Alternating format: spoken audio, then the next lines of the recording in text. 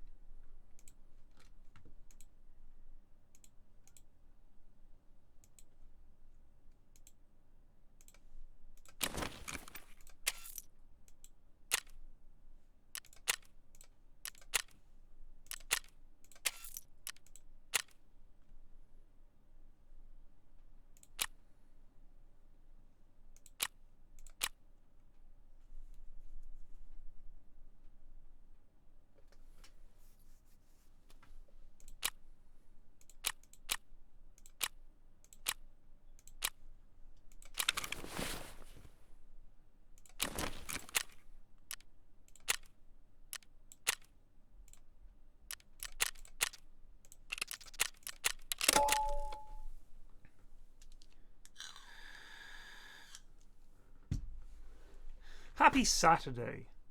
How are you all doing? Nice jump, Alistair. Screwbig just resubbed for 64 months. Tarkov. Nice jump, Alistair. Smickey just resubbed for 52 months. Thank you.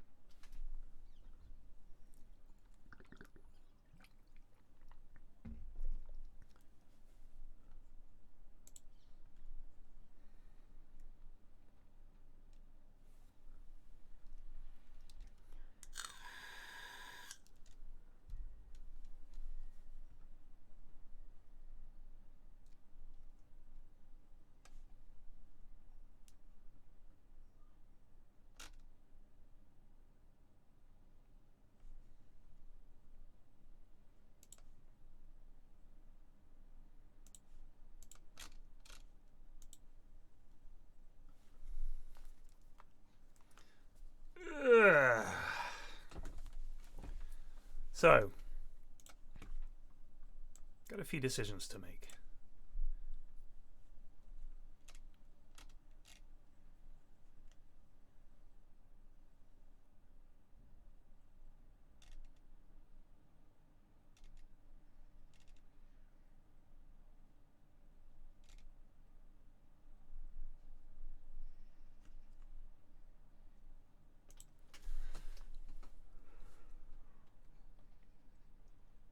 I woke up at 10:20. I keep doing this thing over the last few days. Mrs. F has been working, or she's had to go out to do various jobs and things for work, you know, but she hasn't been working from home. Normally what happens is when she's working from home, she gets up at about 7:30 and that'll wake me up, but I'll manage to drift off back to sleep, but only for a little bit. I'm normally awake before 9. But lately she's been leaving quite early. And so I go back to sleep. And with no one to rouse me from my slumber, I think I'll go back to sleep. And then I wake up and I think, oh, I must have not gone back to sleep.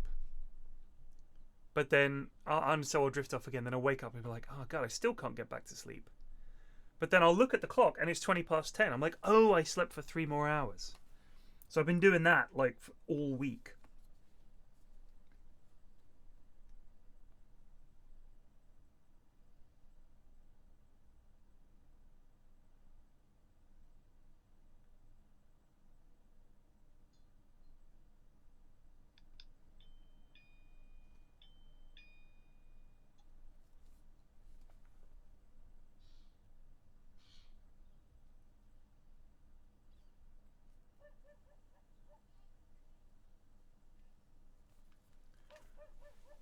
What's up with the drops on some Tarkov streamers' streams? They have drops. It's a campaign thing that BSG put out, and some people they did, and some people didn't. Nice jump, Alistair. Sir_Stratosphere just resubbed for 1 month.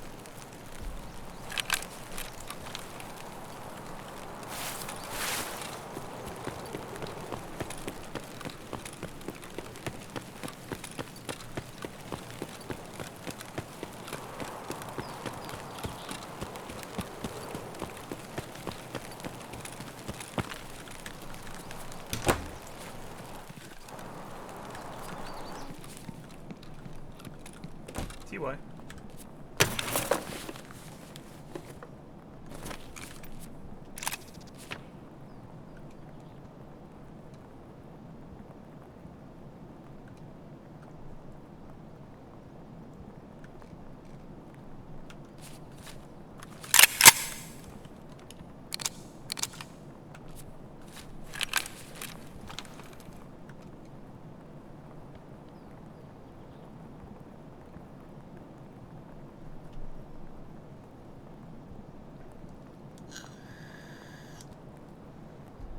Yeah, it's true, Glums. We don't really get it, do we? Like, our bodies are like, yes, I understand what sleep is, but I guess you're essentially knocking yourself out for like 8 to 10 viewers. Hours. 8 to 10 viewers. 8 to 10 hours. I read viewers as I said hours. Imagine that. You're unconscious. For like 8 to 10 hours. For last night, for me, it was about 10 hours. You wake up and you're just like, where am I? What is happening? Shroud is streaming EFT with 67k viewers. Stop. Fucking Pestily had 200-something thousand. Shroud is back on EFT, is he?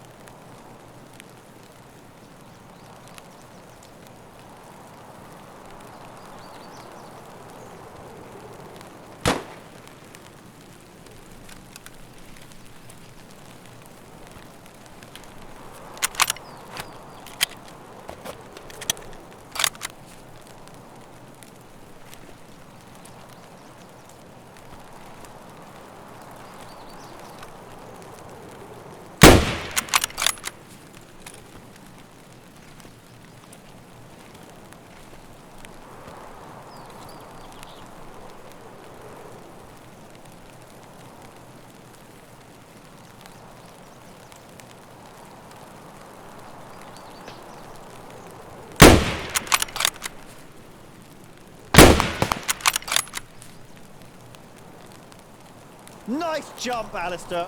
Joe Jagger just resubbed for 5 months. Cokin in hard with the best WRS. I don't know what that means, but thank you.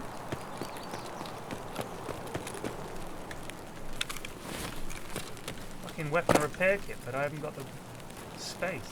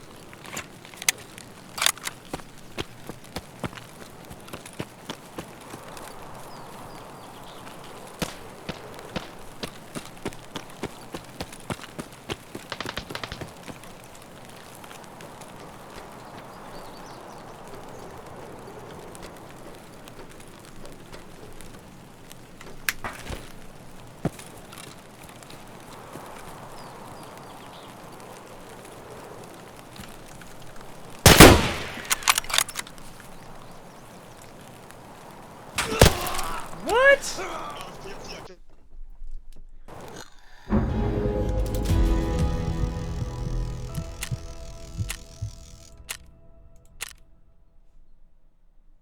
I want to know how he shot me by very, very slowly rising up so I can see the top of his head. Is this one of those games where the bullet comes out the top of your head? He said something about the objective.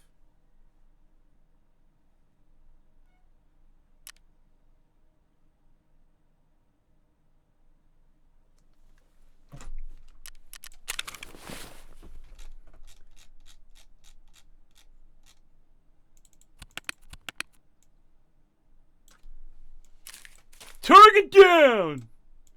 Repeat, target is down! Alright. Calm down, dude.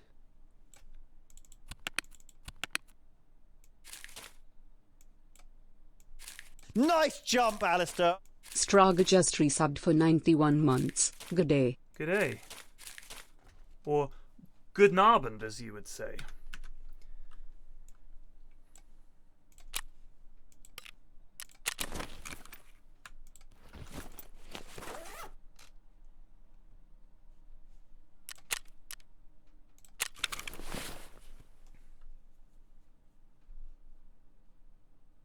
Oh no, I know about the crouching scroll wheel, but when you just see the top of his head and then he gets shot, it's just a bit frustrating, isn't it? It's just a bit frustrating. Ah, the RFB.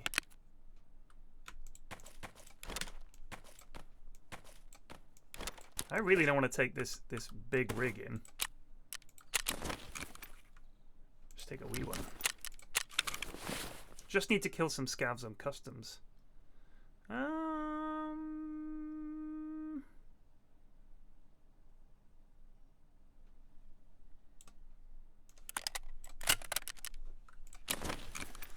Prapor!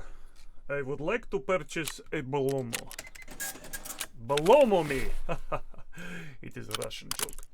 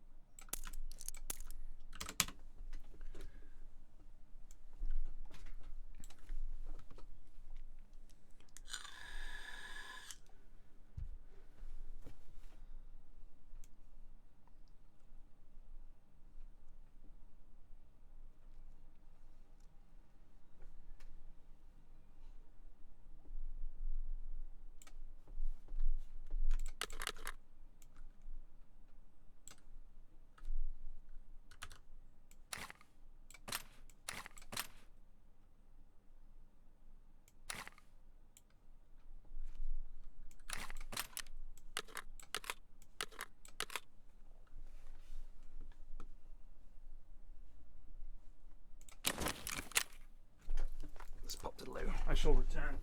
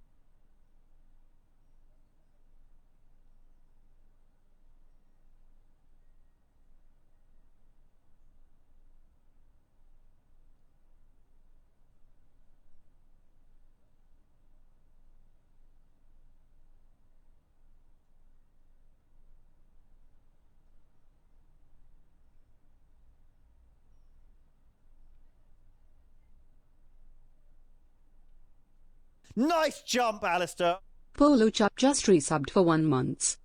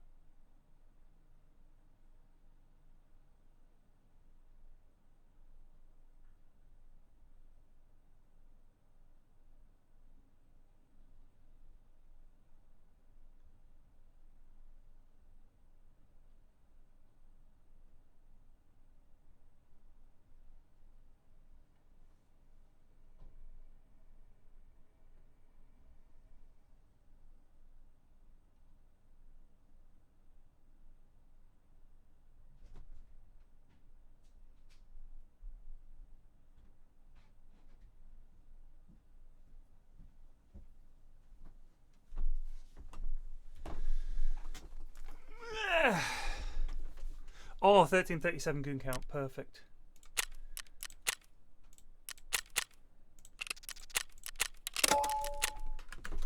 Hopefully we'll spawn at t'other side.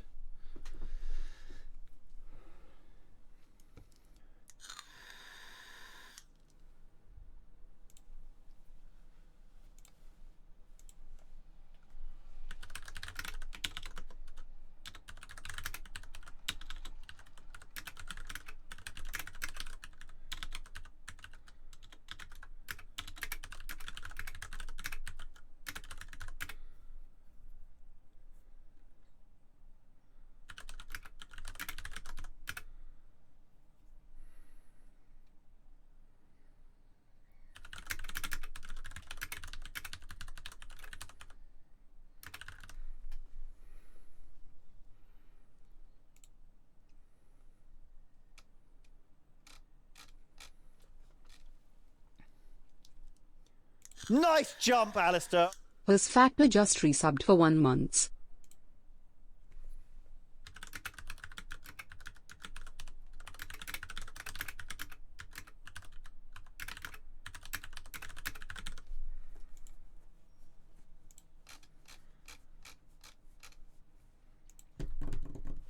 Shit! Well done, Has Factor. You've ruined everything.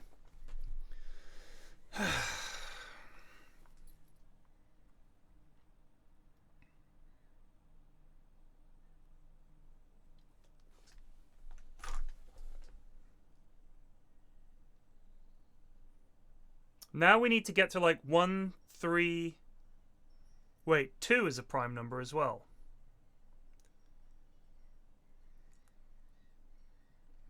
One three five nine would 1357 would give us at least the first 4 odd numbers.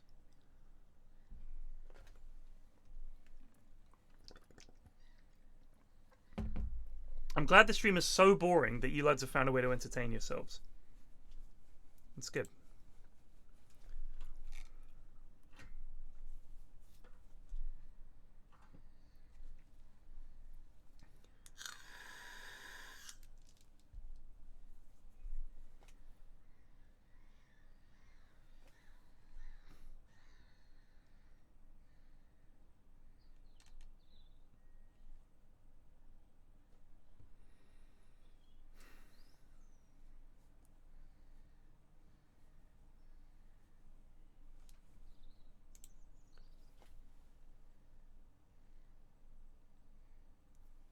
It might be a boring stream, but it's the best boring stream. What an accolade. Oh, here we go.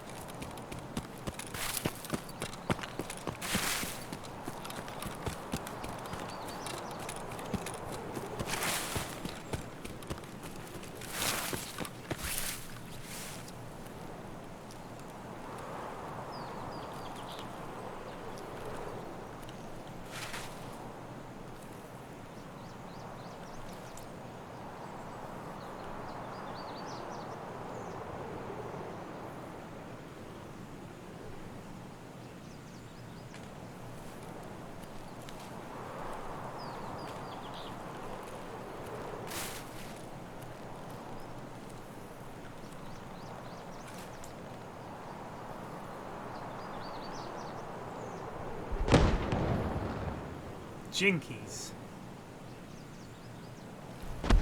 Jings.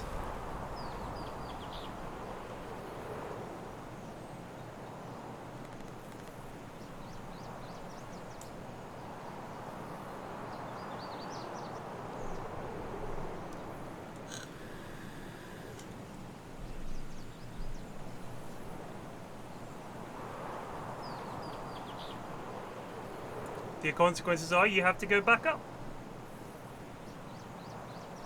And you get quests for him and stuff like that.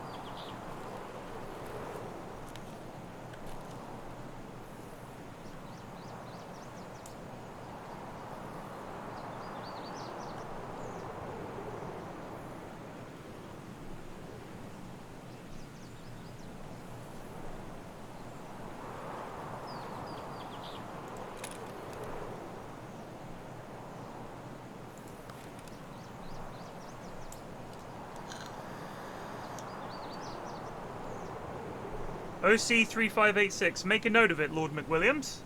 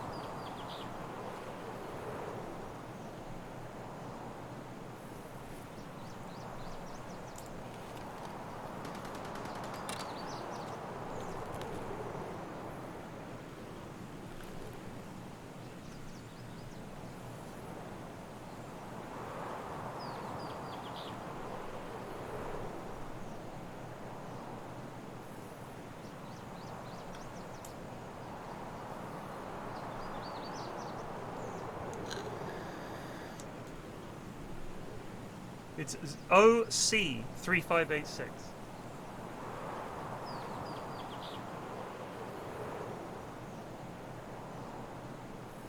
It's OC3586. I'm looking at it. I'm looking at it right now.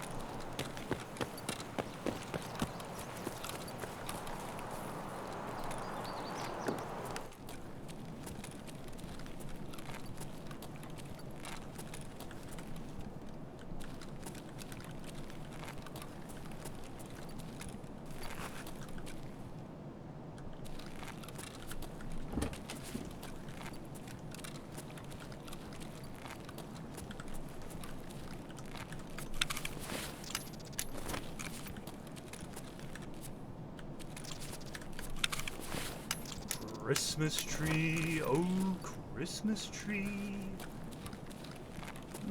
Some baubles for my Christmas tree.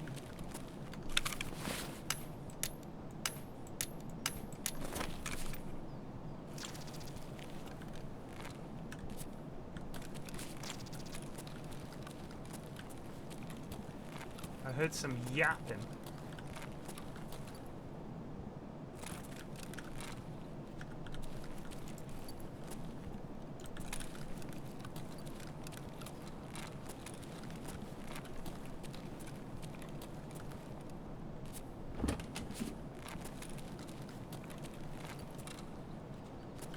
Up to you, bugler! God, it really is the most wonderful time of the year. It's the most wonderful time of the year. Oh, where the singing, the ringing, the ringing, the singing, and the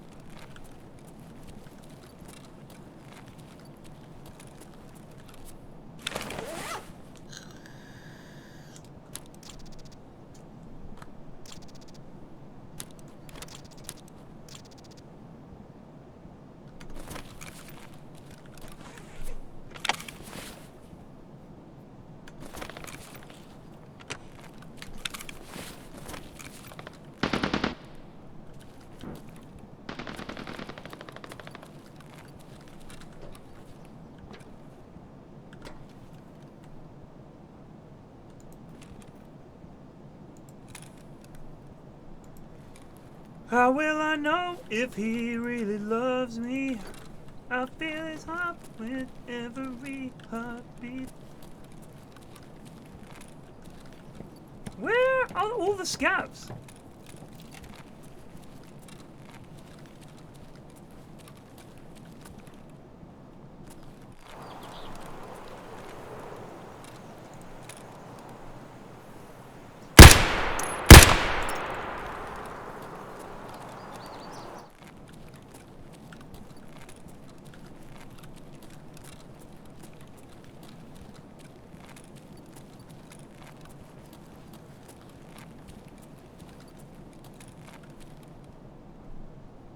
It's one.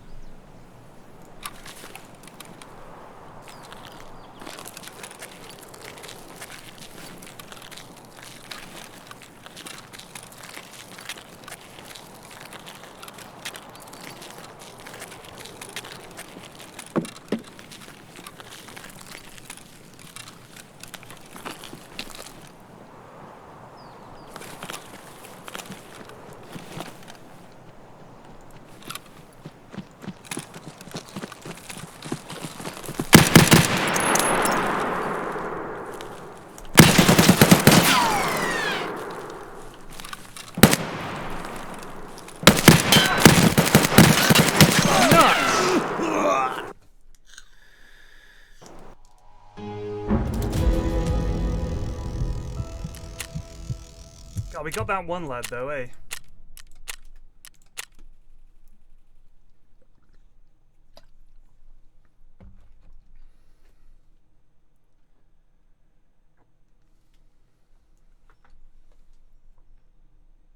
I think we were hitting. I was going for his face, but I do like that scope for long range. It's okay because actually the little swoops and bars are quite good. The problem is it doesn't give you an easy center for mid range.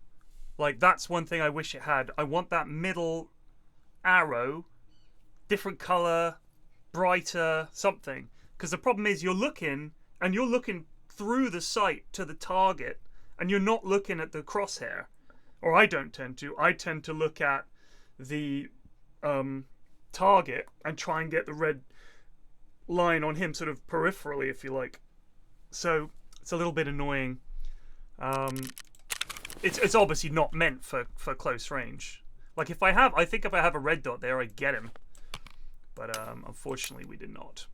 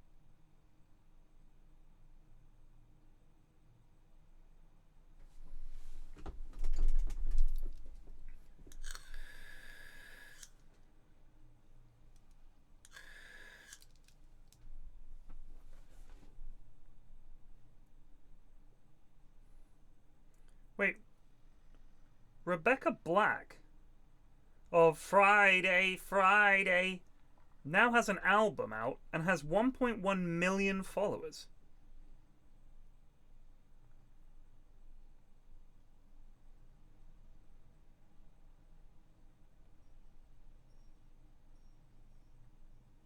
This is her debut album.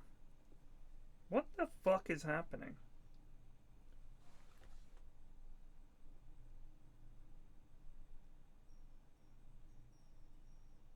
She's going on tour. She's playing London. I wonder if she still does Friday. She's a decent person, it turns out. Hey, I never thought she wasn't a decent person. She was like a child when she did that video, right? So, you know, whatever. But it's like, most people that can sing could sing at 13. She dated Andrew Tate. So I'm seeing a thing here on Twitter where she's saying that she was 13.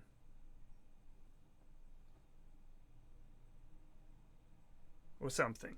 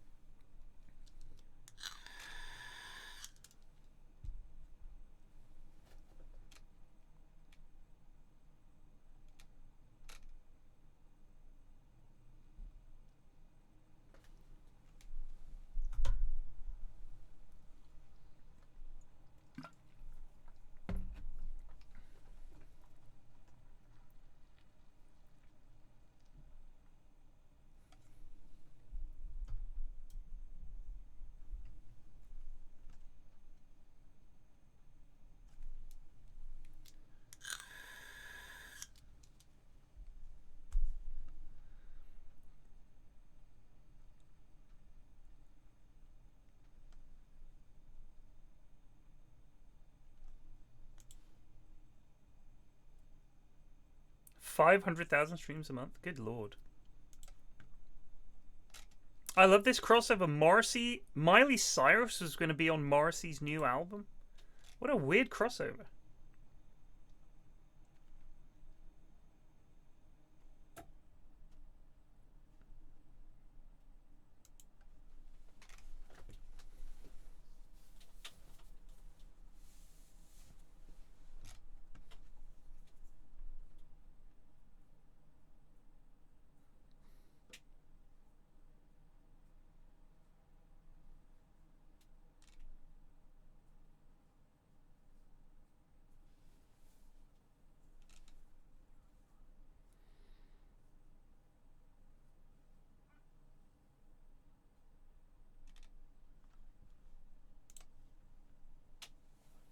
First time chat. Mr. CRV2 says hello. Hello.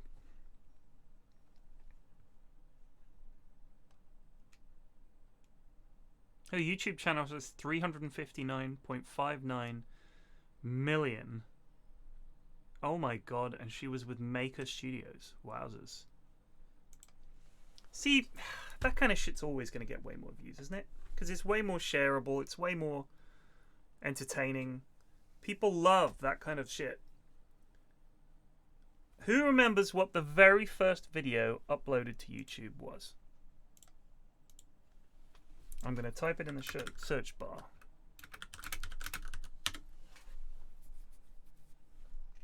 It's got 251 million views. And it is called Me at the Zoo. Alright, so here we are, one of the elephants. Cool thing about these guys is that they have really long fronts, and that's cool. And that's pretty much all there is to say. That's it. That's the video.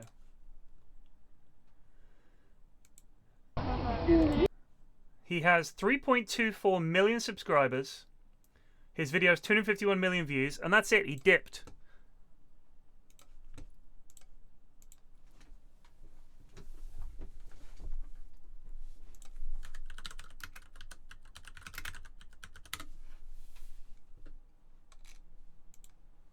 Me at the Zoo is the first video uploaded to YouTube on April 23rd, 2005. The 19-second video features YouTube's co-founder Jawed Karim, who was 25 years old at the time, in front of two elephants at the San Diego Zoo, noting their long trunks.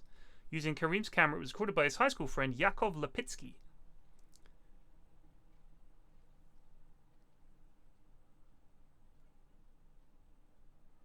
The Observer described its production quality as poor. Digital Trends called it a nondescript affair and a tongue-in-cheek video that set the tone for what was to come on YouTube.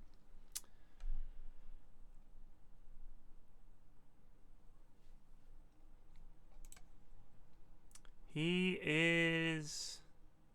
I wonder how much he's worth.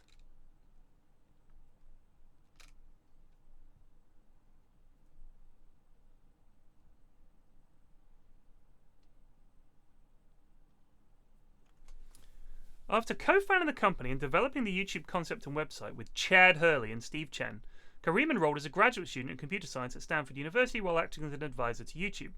When the site was introduced in February 2005, Karim agreed not to be an employee and simply be an informal advisor, and that he was focusing on his studies. As a result, he took a much lower share in the company compared to Hurley and Chen. Because of his smaller role, Karim was mostly unknown to the public as the third founder until it was acquired by Google in 2006.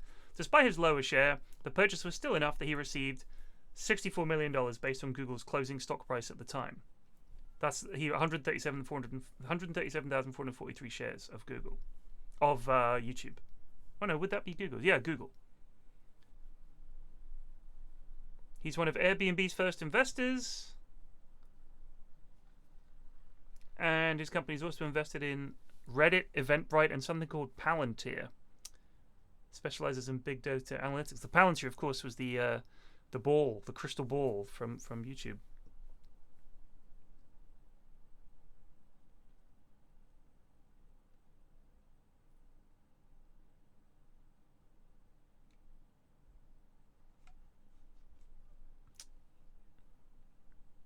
I wonder how he's doing.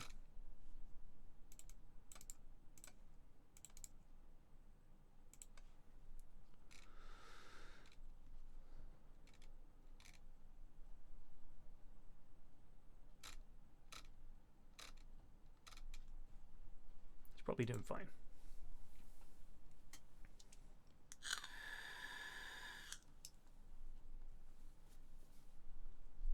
Just do a video at the zoo? It's tempting, isn't it? Remember when Google Video was a thing? No, I don't. Was that pre-YouTube? Google Video was a free video hosting service launched by the multinational on January 25th, similar to YouTube, but not YouTube, so that was kind of the issue there.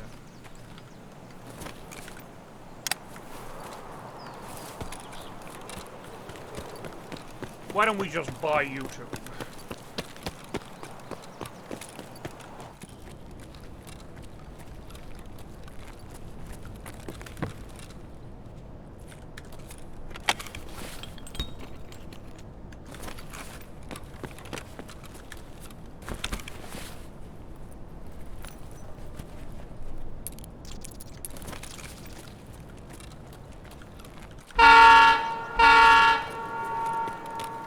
But I don't want to leave.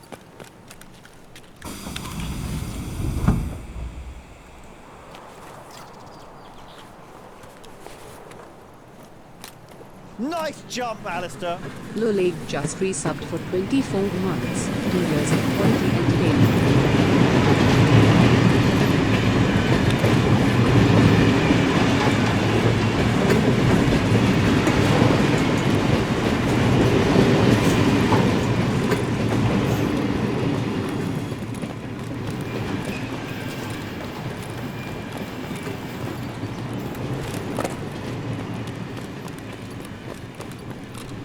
Sorry, Jangle Cat, you've posted an ethnic slur, and as such your message was held for review.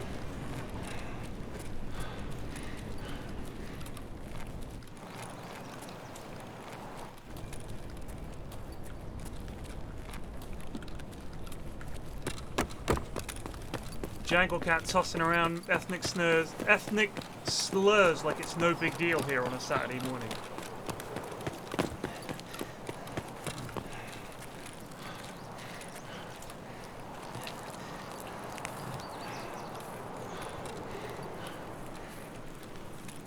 Just imagine the sound a train makes and then add a vowel on the end and you have an ethnic slur.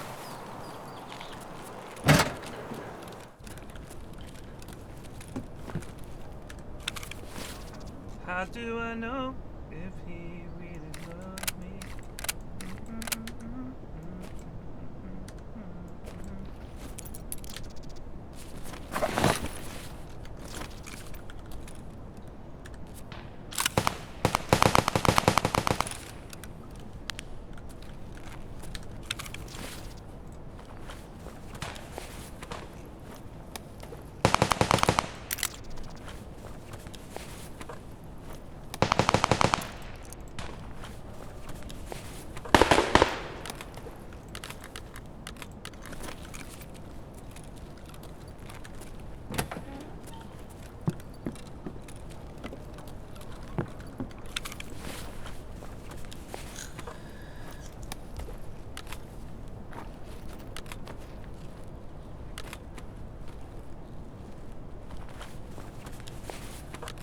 Wow, they took all the ammo out of his guns.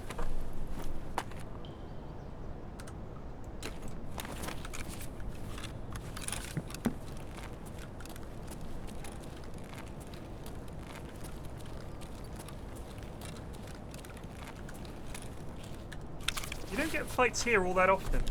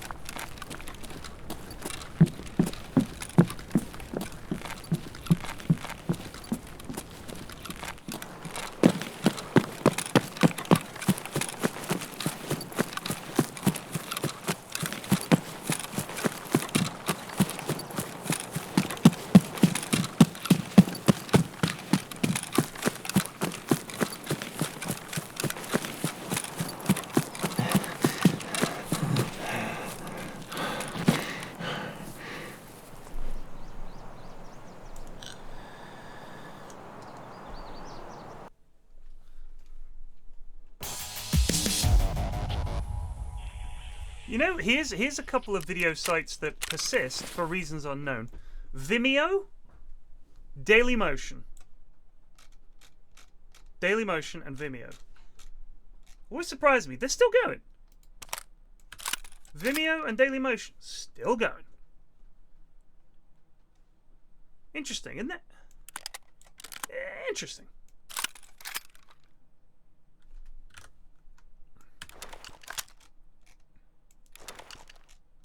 Someone linked me a video the other day on Dailymotion. I was like, Dailymotion? Huh.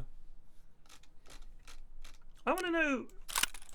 Nice jump, I want Alistair. to know. Jamie251 just resubbed for 18 months. Woot. Woot.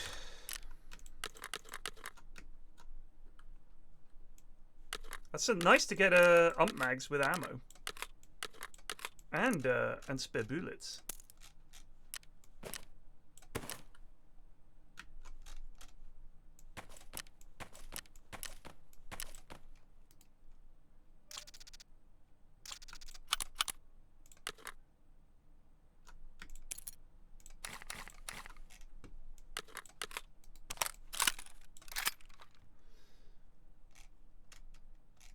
God damn it.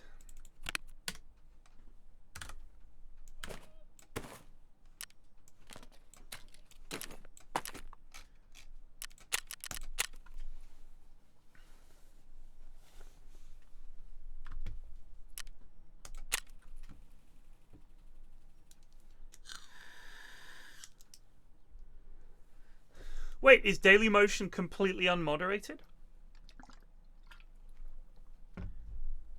Because there are some things that you can only get on there.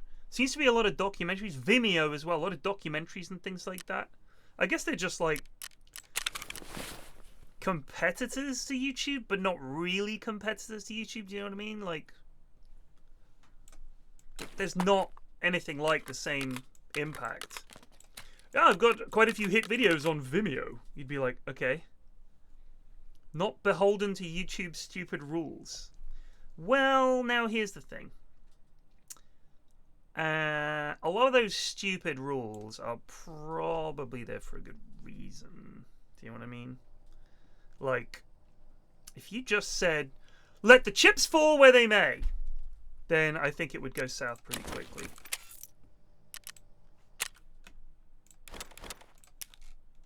Do you know what I'm saying? Like, just being like, oh, YouTube and its stupid rules. I just think, well, I don't know. They've been doing this a long time.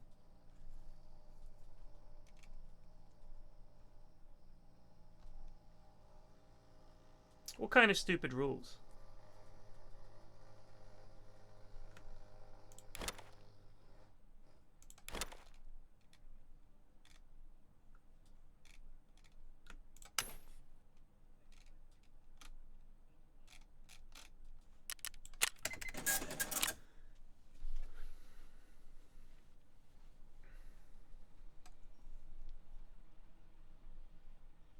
Their new policy change, for example, is actually hurting a lot of creators. So that was the things like they don't want any violence, right? And I know that that fucked over like RT Game, a few other people, I'm sure. And yeah, that kind of stuff. You think, geez, that seems kind of. Is that really? Is RT Games content really corrupting the youth of today? I don't think so.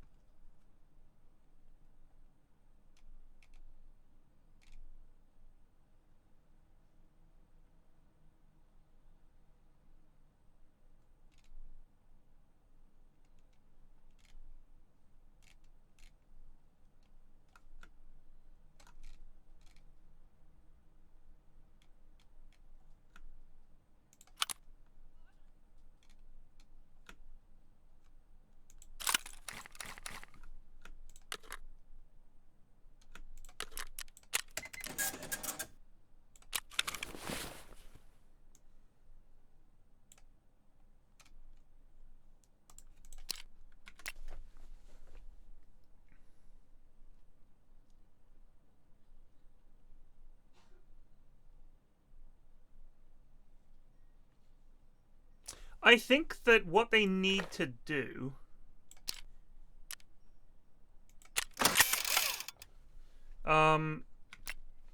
is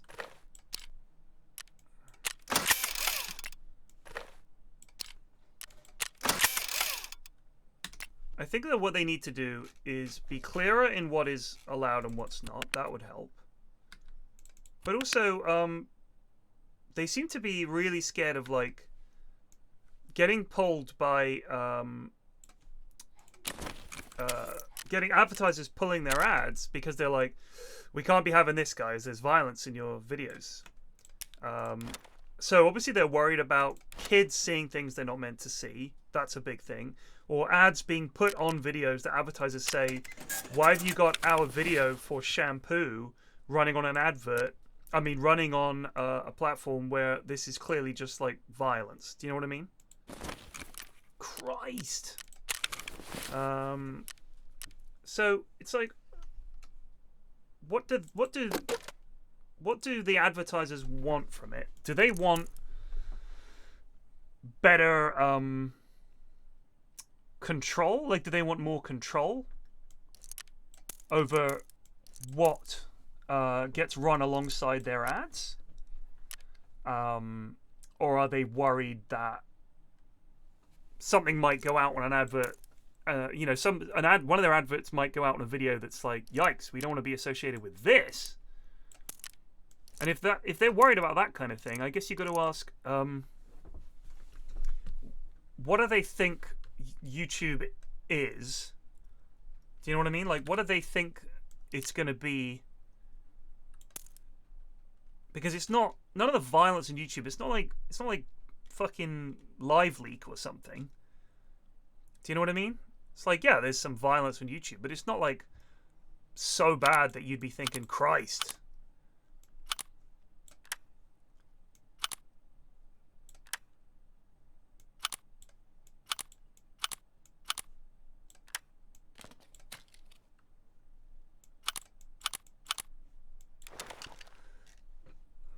Do you know what I mean?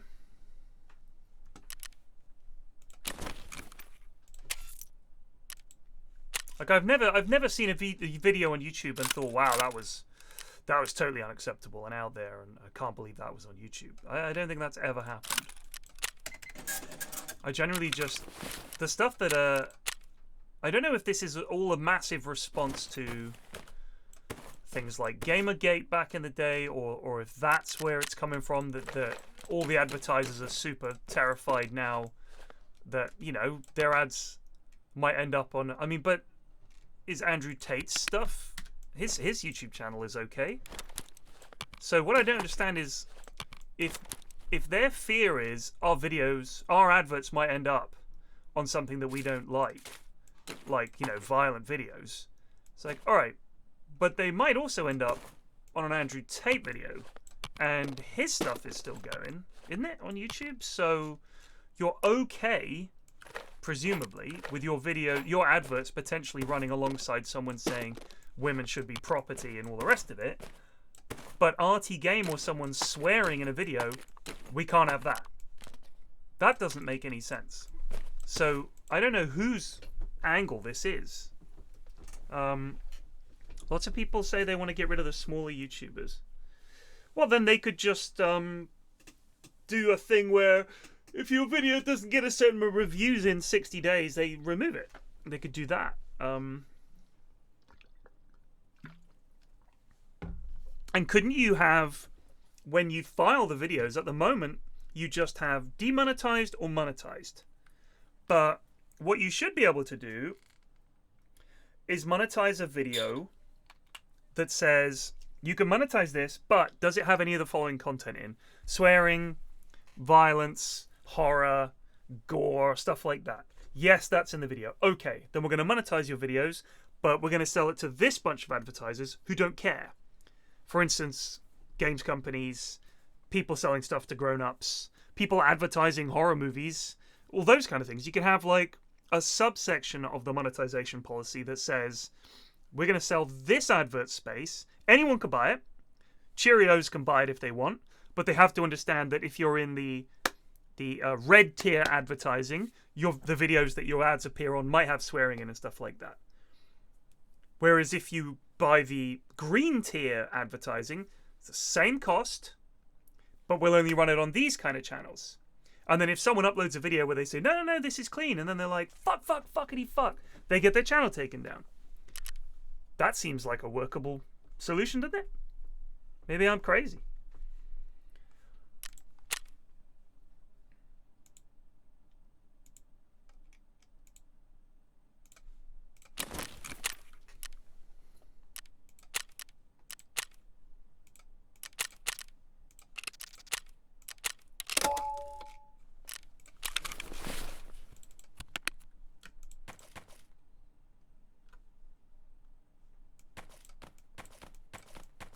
Like, I understand advertisers saying, guys, why are you advertising our product, which is, you know, a kid's toy, on a channel where the guy's just cursing and blowing stuff up for an hour? You know what I mean? But then equally, there are a ton of gun YouTubers whose whole thing is guns, guns, guns, and their videos don't get demonetized. So it's fine to show people shooting guns, but you can't show people getting hit by guns, I guess. Which is that's an interesting quandary. Because that's a pretty bad message in itself. Guns are fun, guys, they're not dangerous. You know, that's pretty much the message that sends to kids, isn't it? I don't know. What do I know?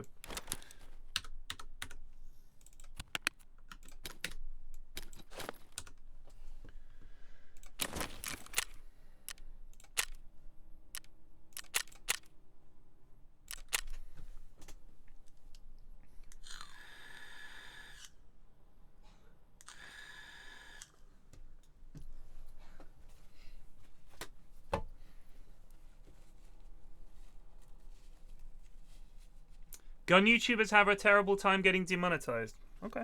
I mean, they still do it, don't they? So, if they show any video of them firing a gun, it gets demonetized?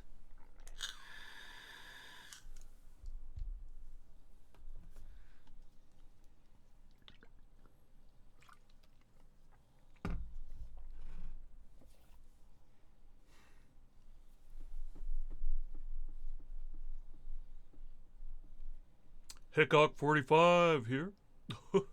We've got well, look at this beauty. Woodstock, American made. It's a classic. You all know it. 1911. Let's shoot this watermelon over here. 50-50. Most of them are now on Utreon and or Patreon. Another reason teachers need guns to protect themselves from kids. Yeah, I think, you know, if we give teachers guns, what if a kid is shouting at a teacher and the teacher feels threatened? They can shoot the kid. I think that's progress, right? He's like 6'7" or something as well.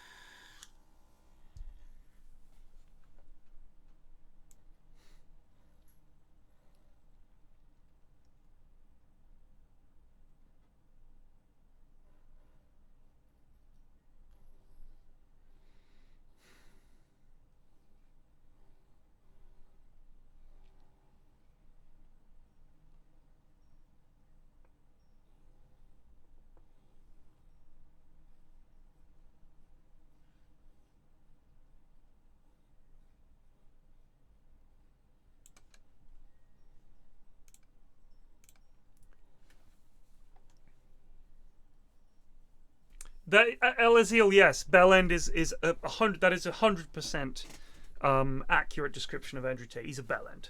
He's a massive Bellend. Yes, well done. You've nailed it. He's a Bellend, mate. If you just said, well, Andrew Tate, that Bellend, people would say absolutely fine. If you said that wanker, that would sound a bit odd. I'd say Bellend is a good shot. Good shout. I think he suits the term prick as well. He is a massive prick.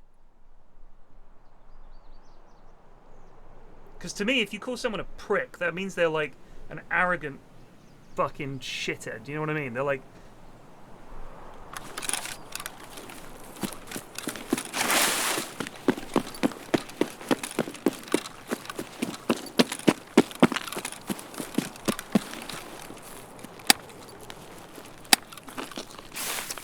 Let's get in a fight, let's get in a fight, we're gonna die, let's get in a fight!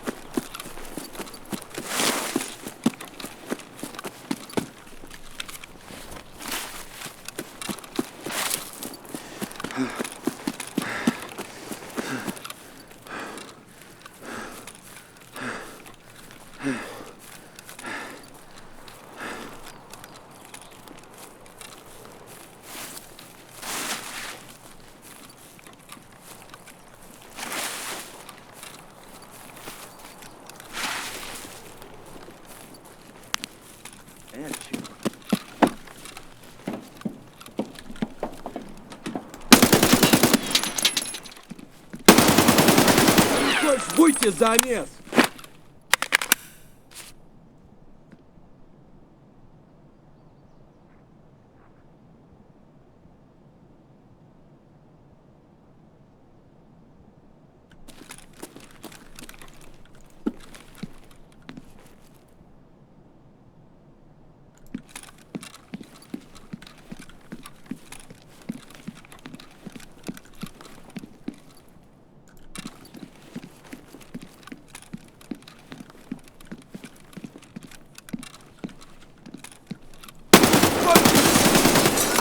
Whoa!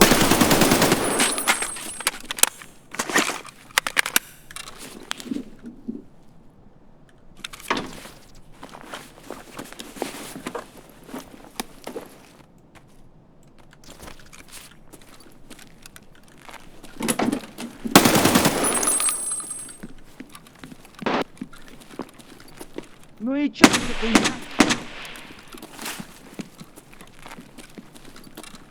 На, блядь, жри, сука!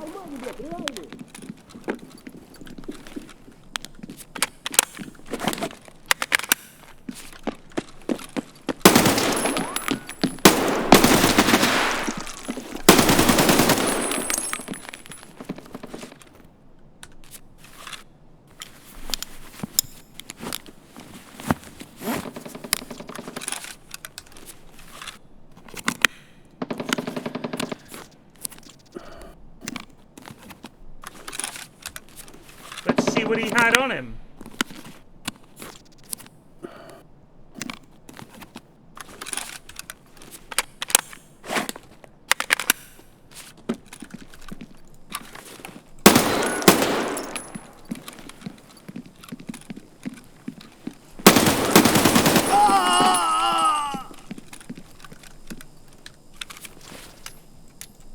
Level 35. Good lord, this lad was chunky.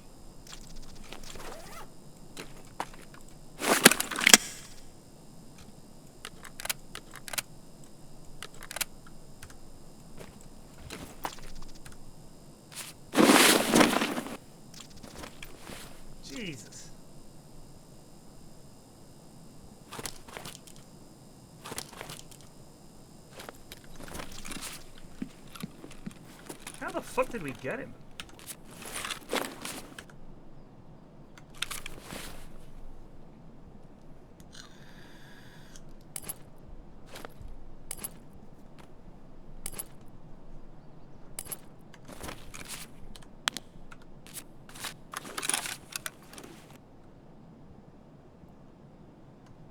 What do we got?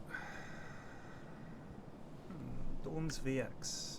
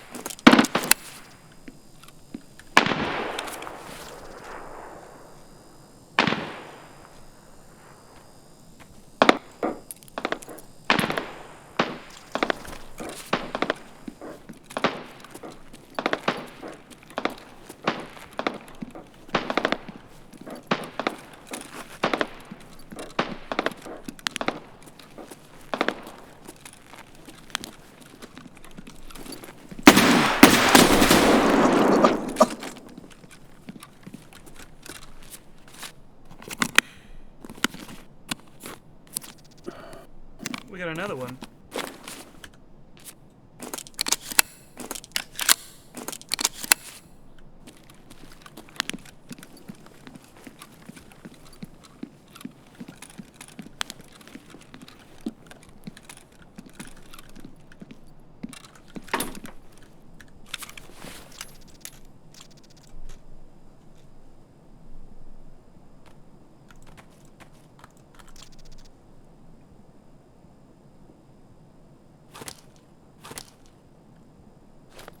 Ah.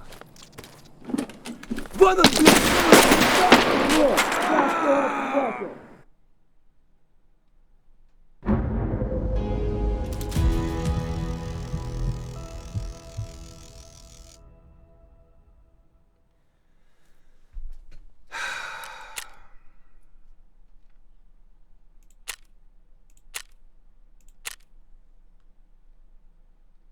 That fucking scav magnum bucked my... The one part of my body I didn't need him to hurt was my fucking left arm. Ugh! Didn't hear him coming. Didn't hear him coming. Bastard.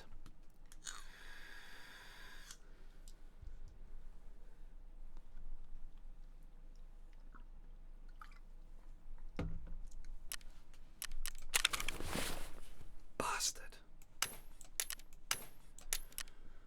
Gah. We only... If we killed him, we got the quest as well. Fuck! God damn it.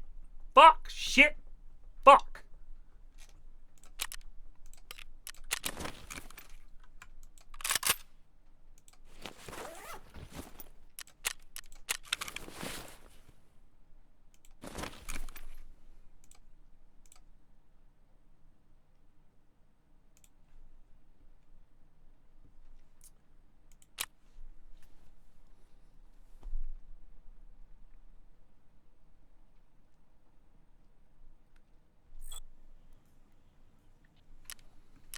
Gah.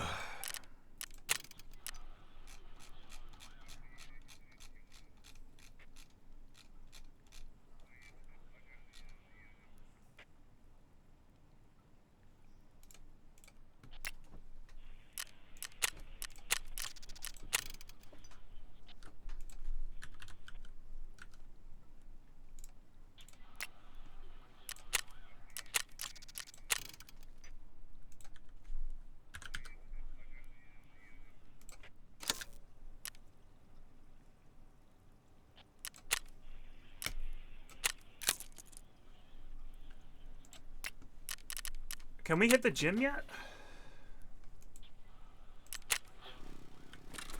I think I've still got the debuff, right? It's like 24 hours or something. Oh, here we go.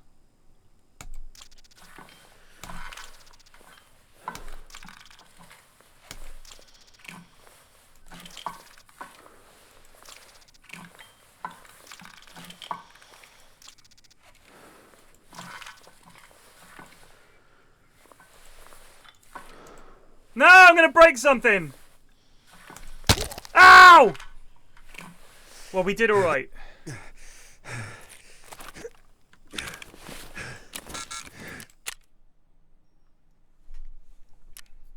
It gets very hard.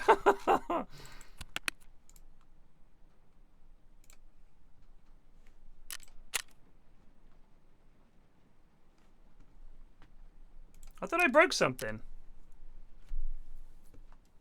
I appear to be fine. I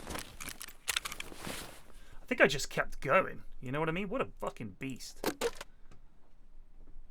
Fight through the pain. So, even though a 50 BMG should be pretty fucking spicy, they seem to be dog shit.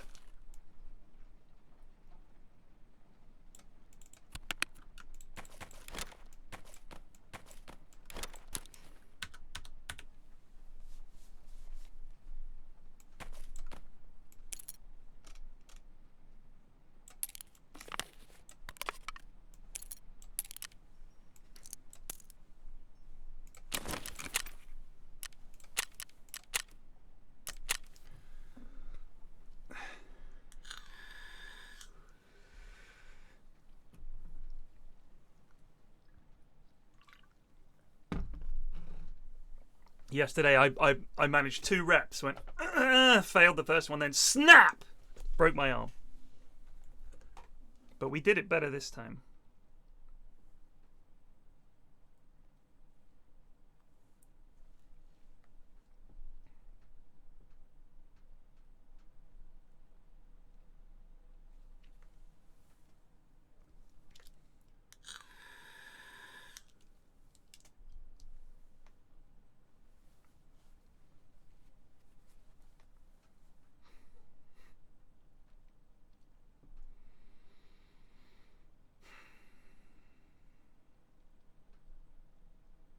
I'm fascinated to see that if you want to look at the Russian war of aggression on Ukraine, if you want to look at how this war is being fought, this has to be the first war where you have 2 sides with conventional weapons in the modern era, where they're using drones and shit like that. It's fascinating. People are strapping bombs and grenades to drones and just flying these drones in there and dropping the bomb on it. They developed one that can kill a tank.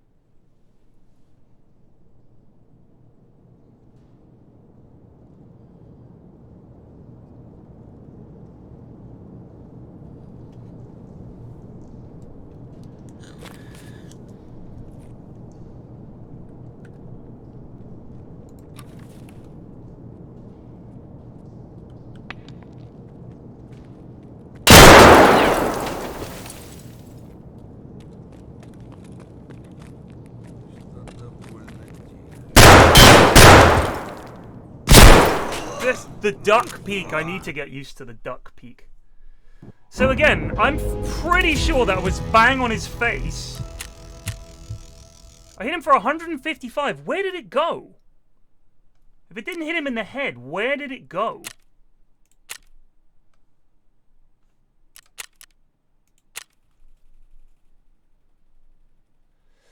No, I don't think tanks are on their way out. I don't think tanks are on their way out because they're very useful. I think that they will just be fitted with some kind of anti-drone laser or something like that. It's not a spray though, it's a solid slug. So if I'm aimed at his head and I shoot, where did it go?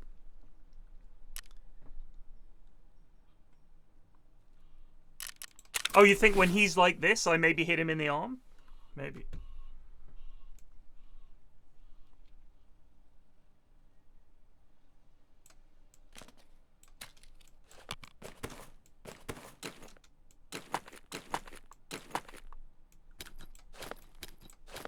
Maybe.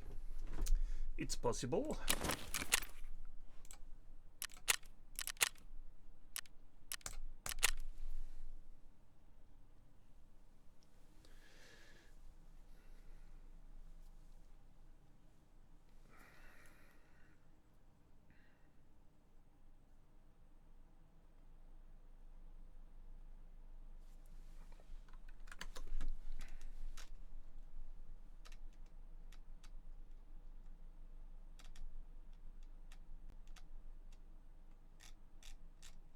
I don't know. I don't think Syria was not. The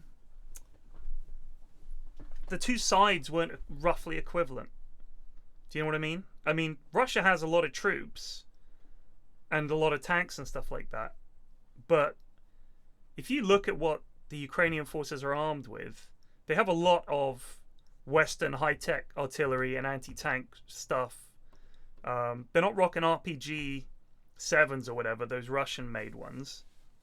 You know, they've got quite a lot of high-tech stuff, and they've got an army, rather than, I think in Syria it was like the state against like rebels, wasn't it? Like, I don't feel that the weaponry and the fighting style of the rebels in Syria or of ISIS or anyone like that was equivalent to what Ukraine is doing. I really don't think so. Like, they're using javelins and shit like that. I think this is the first time we've really seen, because the Russians have been stopped, right? Like, they thought they were going to take it in 2 weeks, which is the classic thing that people say before a war. Is this will be over by Christmas? You know, this will be over by 2 weeks, all that kind of shit. And they've got like super mobile artillery, stuff that the rebels in Syria didn't have. I think they've got quite a bit of stuff. I watched Lindy Beige interviewed a British guy who'd been with the Foreign Legion over there, and that was very interesting. It was crazy to hear his story. You should look it up. Lindy Beige's videos, interviews with this guy.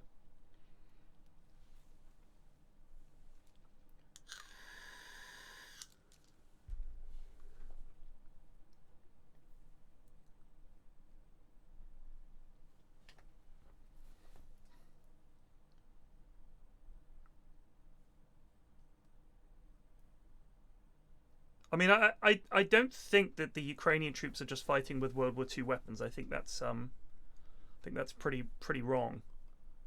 I don't know where you got that from.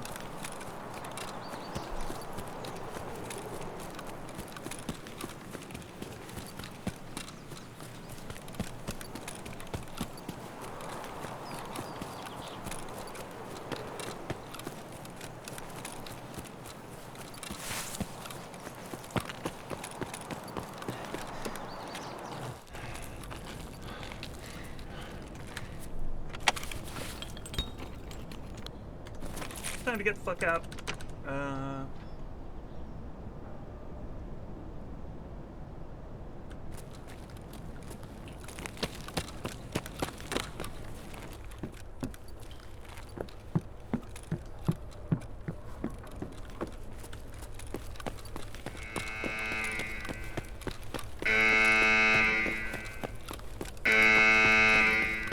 It's very atmospheric running through a corridor while a klaxon is sounding. Go, go, go!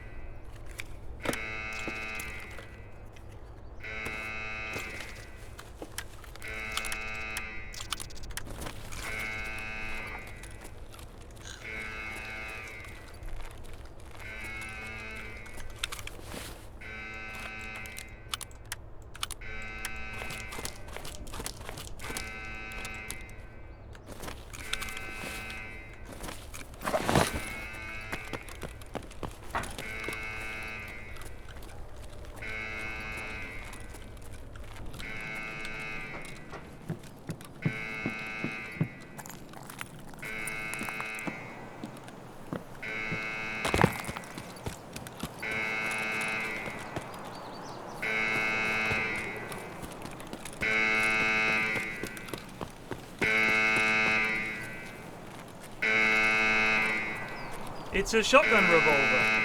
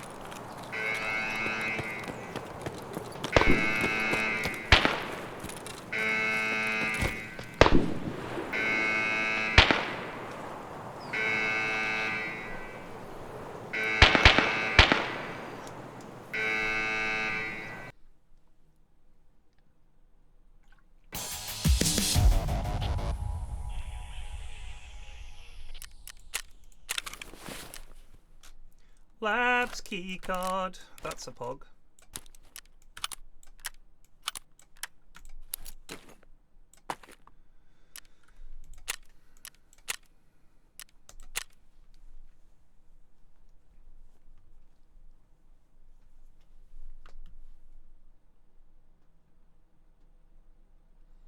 A rot gun does sound like a Nurgle Chaos Marine weapon. Fire the rot gun, but my lord, fire it! Our troops! Rain fire! Yeah. Can we sell these on the... We can't sell these, can we? No.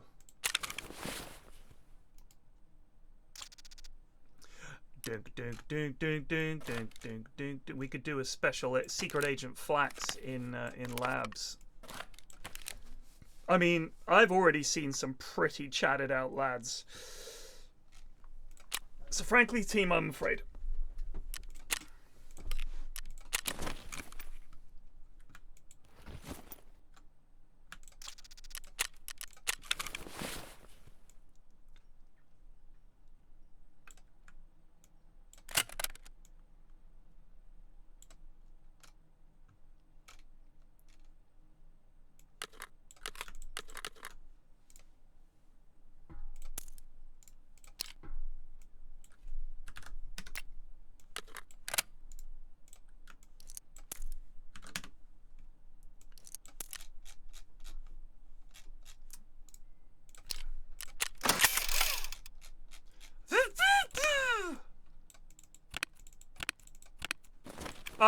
A note for all of you watching, if you haven't already, go to the Goons Discord and vote on the end of year awards for this year's in-houses.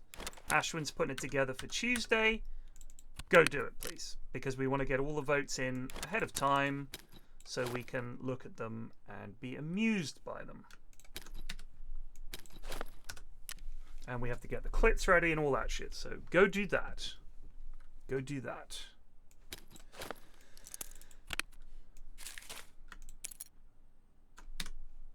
Oh, is EMC... Oh, that's Emacom. We don't need that. We want... Where's my USEC key? There it is.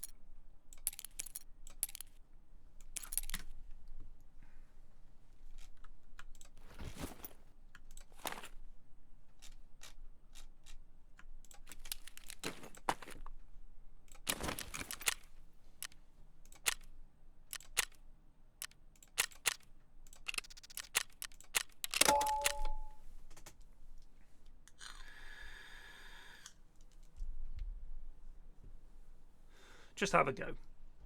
Just have a go.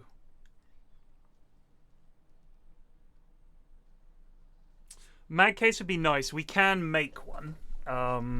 So we have it in our power to make. I don't even think they're that expensive. The problem is they don't really hold that many mags. And I remember last wipe I finished with like a wall of magazines.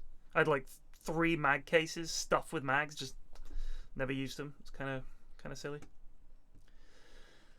Yes, so pretty much everything spawns on scabs.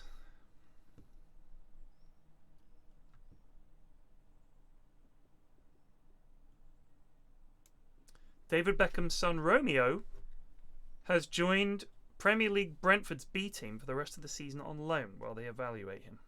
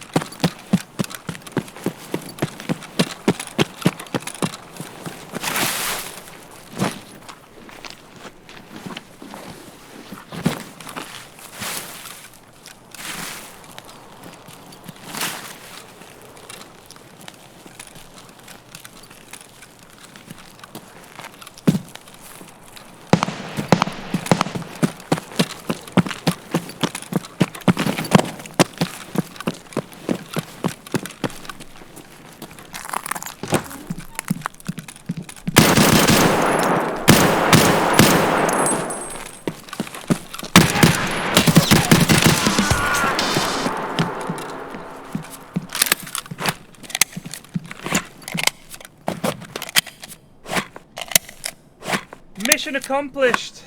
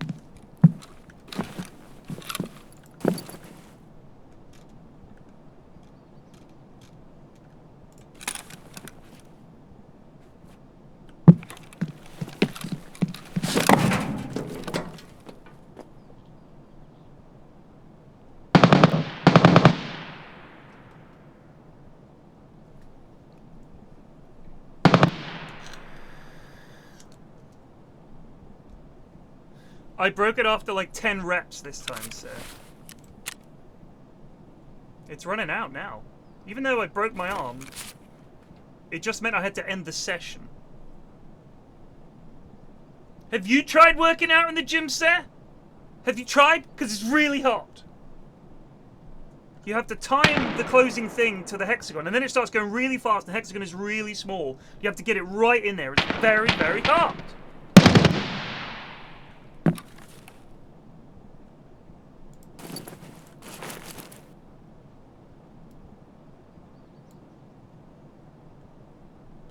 Oh.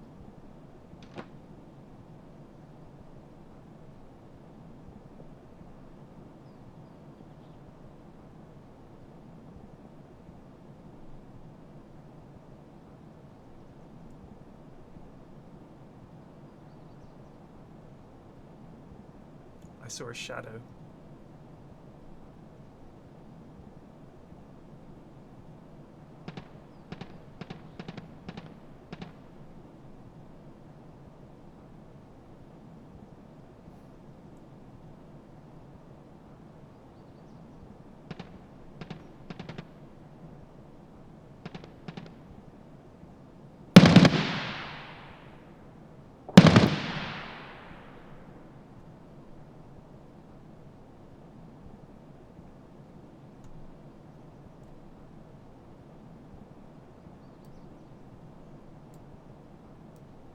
We could just hide in this corner.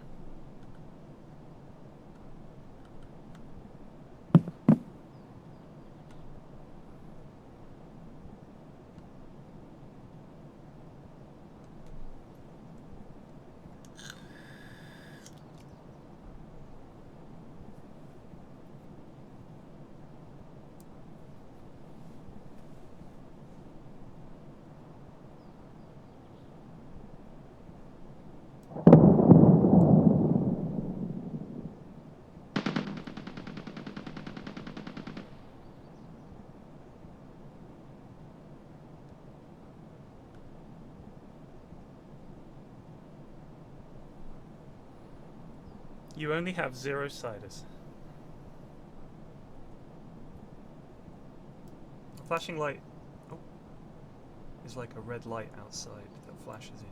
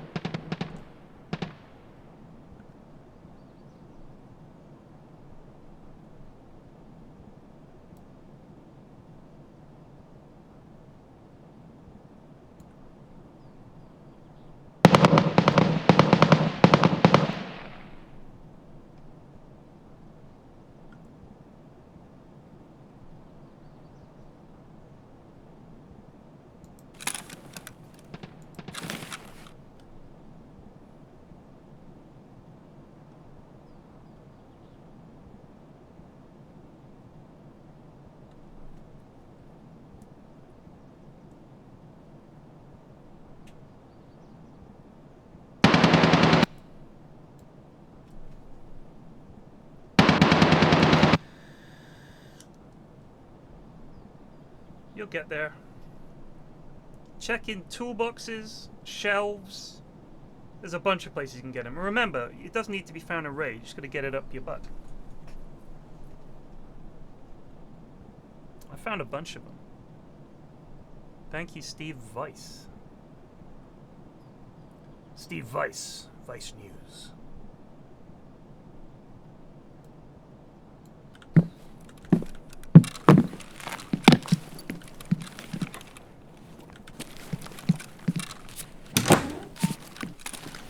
quite a nice day out.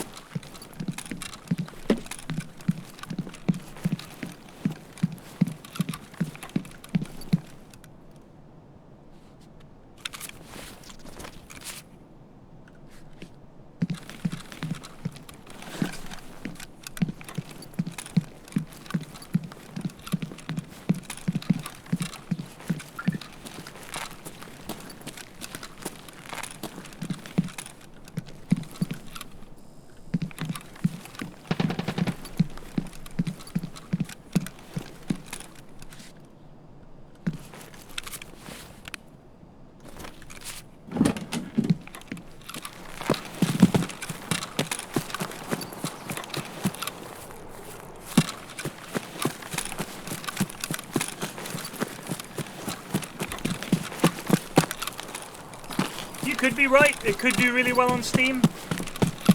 The question is, first of all, would it get review bombed every time somebody gets head-eyes?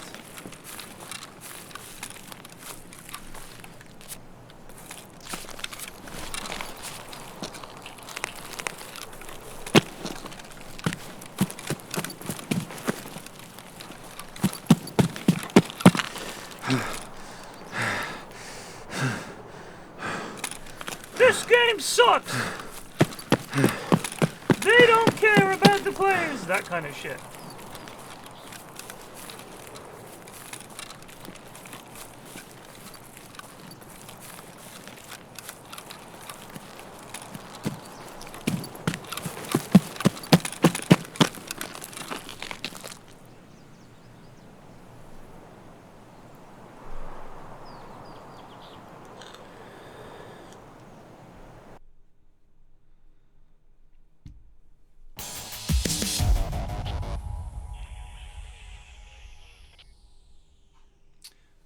A lot of people that I know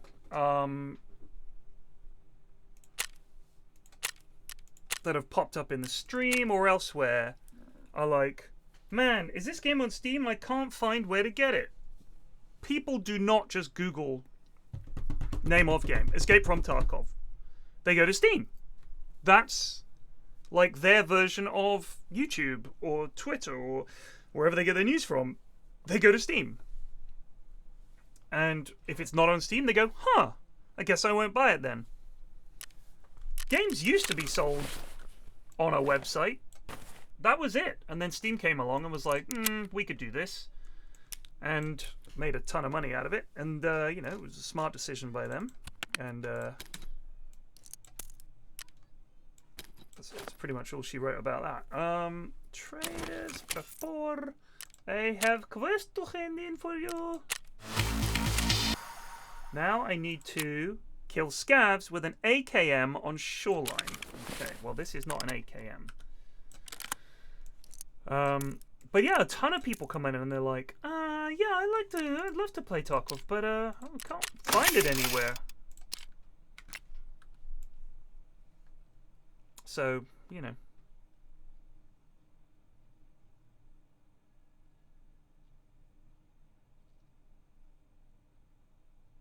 I don't own an AKM. Do you? I suppose Frapor sells AKMs? Yeah, surprise, surprise, he does. What a dingus.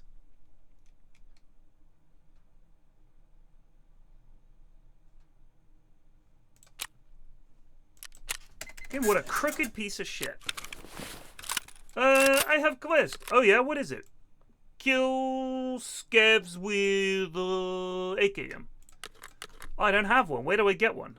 Ah, I'm glad you asked. I sell AKM. Oh yeah, thought that might be the case. Kill 15 scavs with an AKM. God almighty.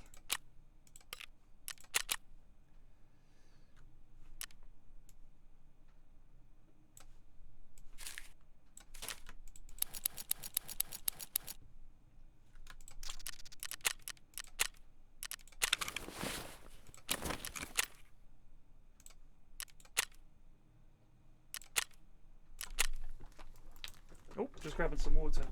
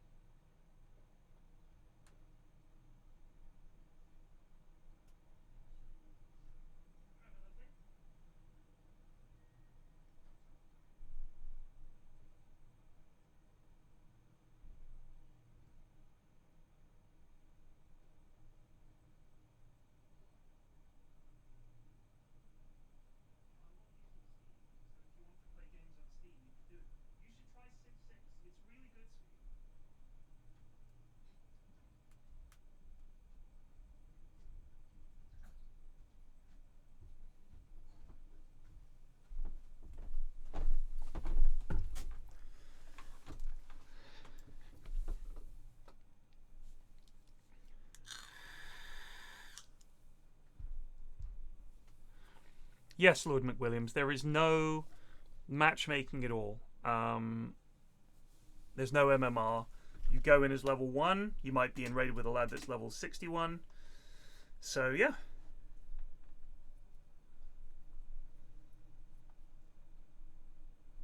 There are some benefits to that. Number 1, they do still die.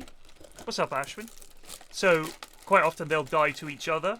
Sometimes they kill each other. The sweats will kill each other. You'll come across carnage. You just pick over the bones.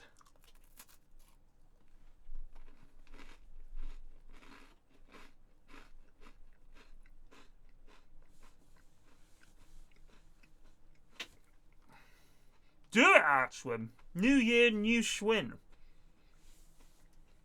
Didn't we just do one? Or do you mean a proper one?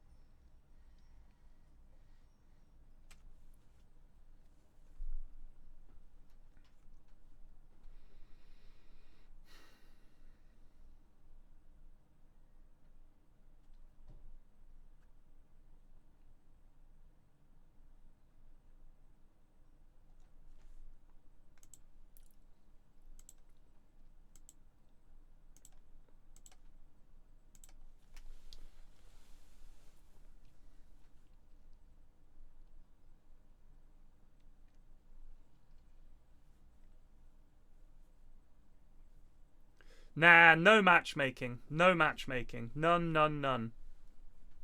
None, none, none. Never. If they do arena, then you can have matchmaking there and have a rank and stuff like that. But I don't want matchmaking in Tarkov. I like it when I suddenly bump into a bunch of sweaty lads. It's terrifying. It's like having bosses running around on the map. And when you drop a lad with a sofa for a backpack, feels good.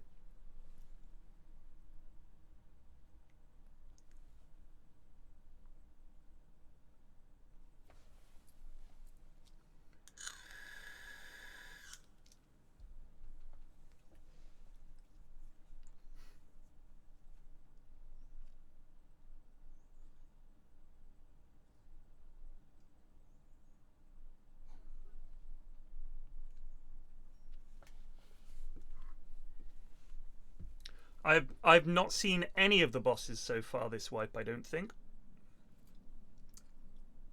Let me think. Casting my mind back. Did I see Gluhal once? Saw Gluhal once, I think.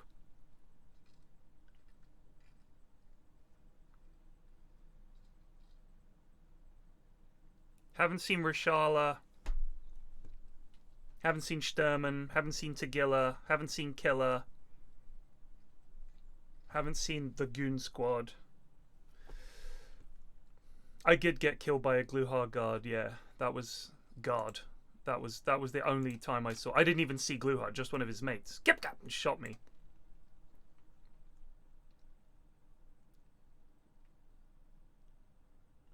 Journalists arrested over footage of South Sudan president wetting himself.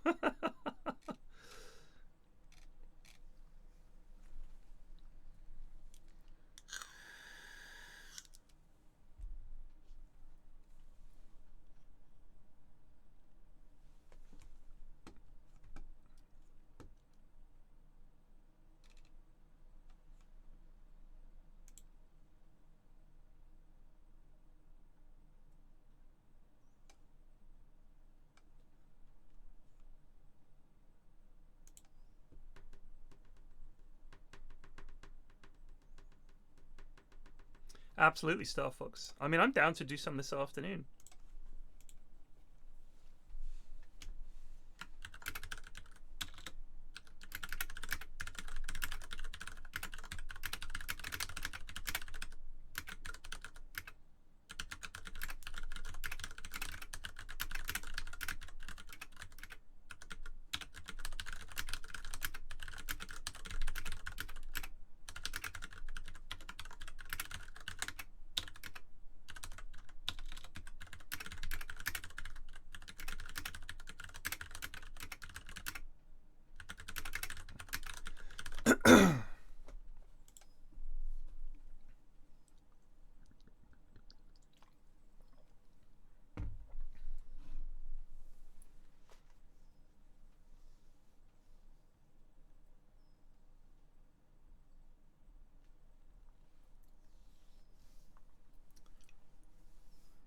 I wonder what it could be. If it's an older headset, maybe they just literally, it's just unsupported.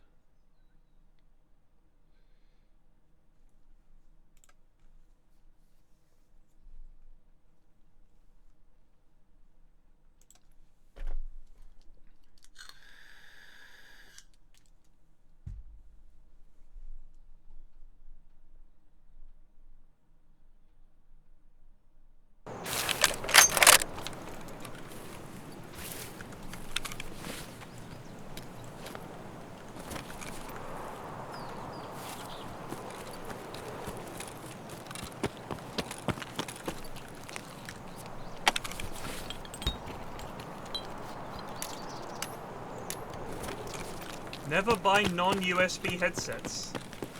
I mean, I don't have a USB headset. Mine uses XLR because it's connected to a Нормас, нормас. Охуенно, ща поживимся. preamp. The problem with USB headsets is, I think the headset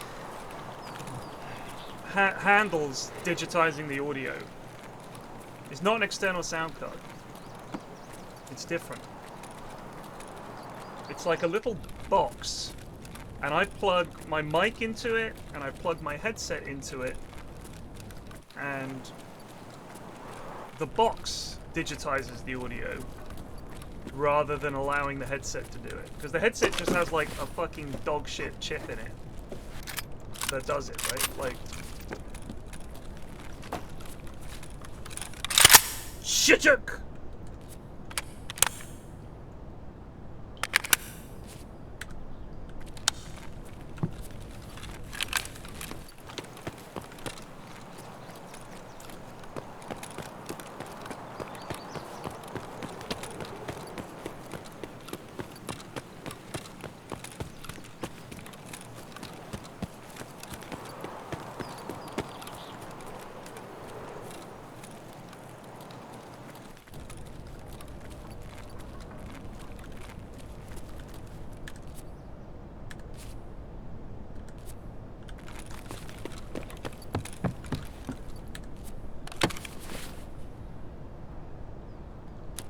motherboard is pretty bad.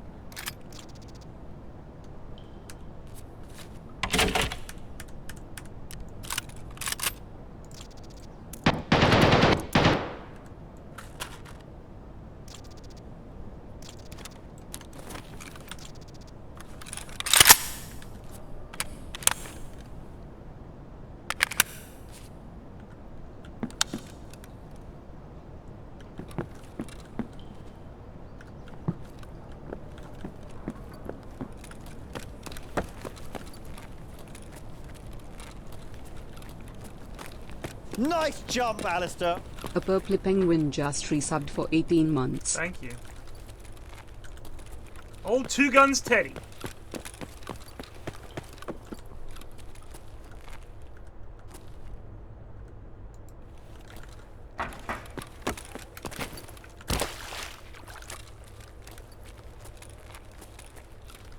Буду бить аккуратно, но сильно.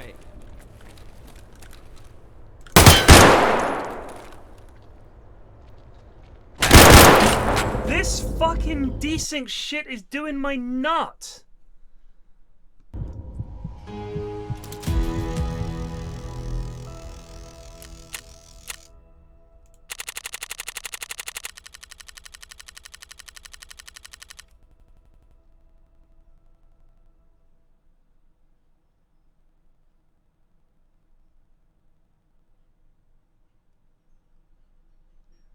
No, it's just, it's a little bit annoying when you see their ear and then they're shooting. It's like, I can't even see his gun. Like, you know, you don't think they can shoot, and then he's like, bang! It's like, alright, whatever, dude.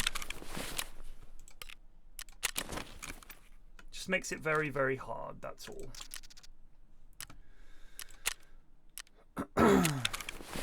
Right, killing scavs on fucking shoreline. Christ.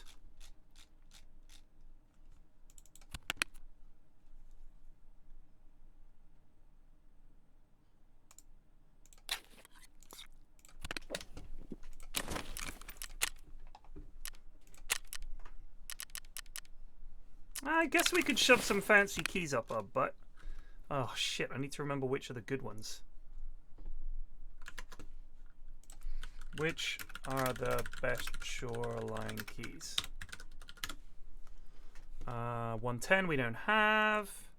222. So east 222. We got that. Key to the HEP station storage, we don't have that. East 310. Got that. West 301. Nope. West 216. Yep. Cottage back entrance and cottage safe key. Don't have that. Is cabin? Trail up? No. I'm sure I had some kind of a house key. Must have lost it. Or maybe it wasn't the right one. 222, 310, 216. Sure, that'll do. Just in case we spawn on that side and we can get like an ophthalmoscope or something up our butt, right?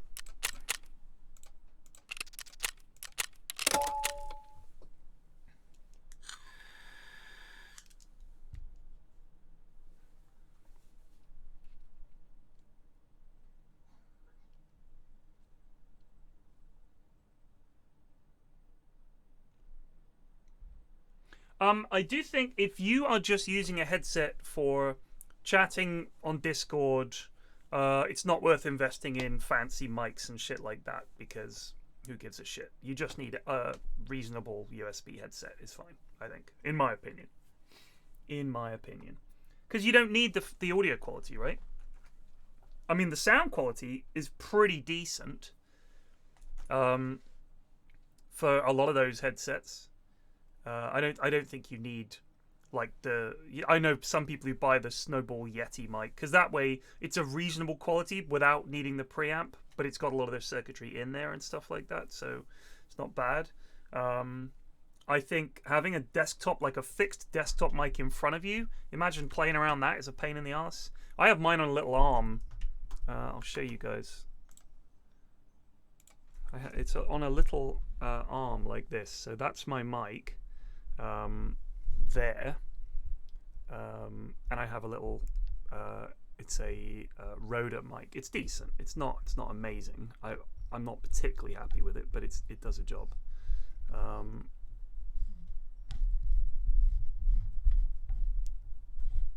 That needs tightening. Hold on. There we go. I don't really need the pop filter on there because it's quite far away, but it looks professional, doesn't it?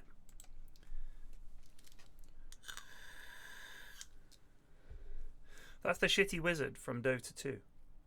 And I hang him there as a lucky charm.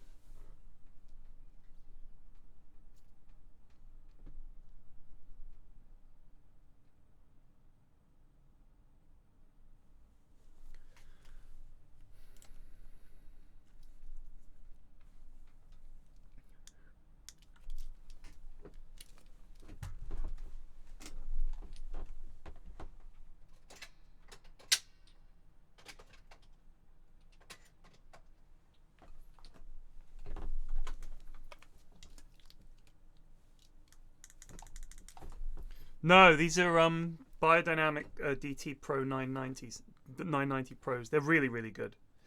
Really, really good. And the main reason is, look at the size of that. Oh, and they have these little soft cushions, big cans, so they fit over my massive head and ears. These are the only headphones I'll use. The only ones I'll use. They're so good. One issue, I can't turn this up very loud, which is probably a good thing, because I tend to listen to music and stuff very loud, and I shouldn't.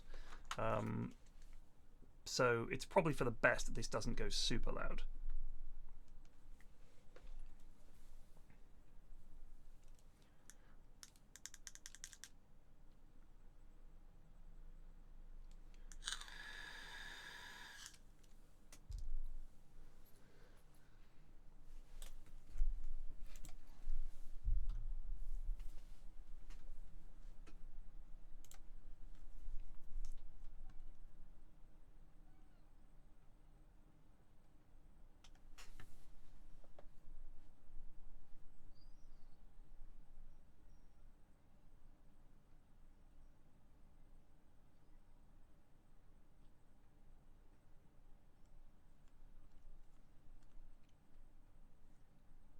Well,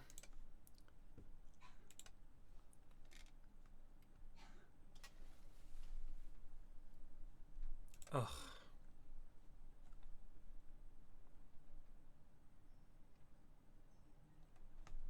Oh, god damn it. People are so stupid.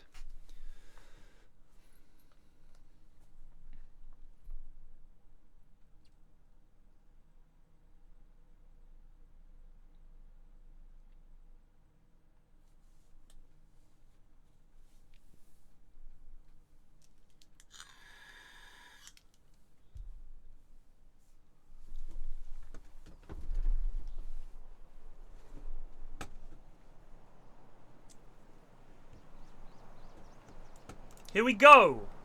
Is there any chance that we kill scouts? We're going to spawn in the middle of fucking nowhere. Oh no, this is Dees, I think. The scout killing.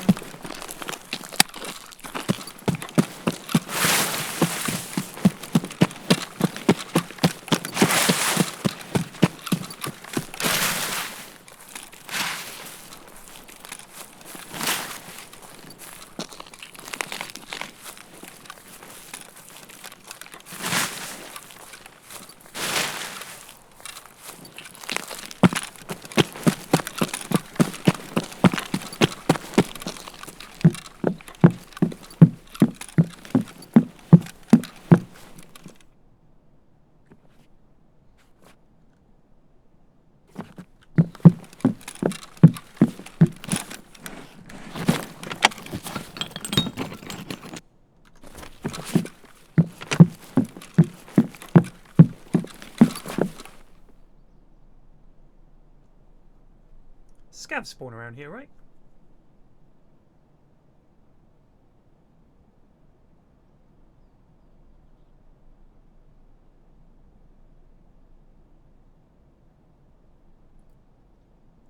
We'll wait a bit and then we'll head down to the coast and try and shoot scabs around there.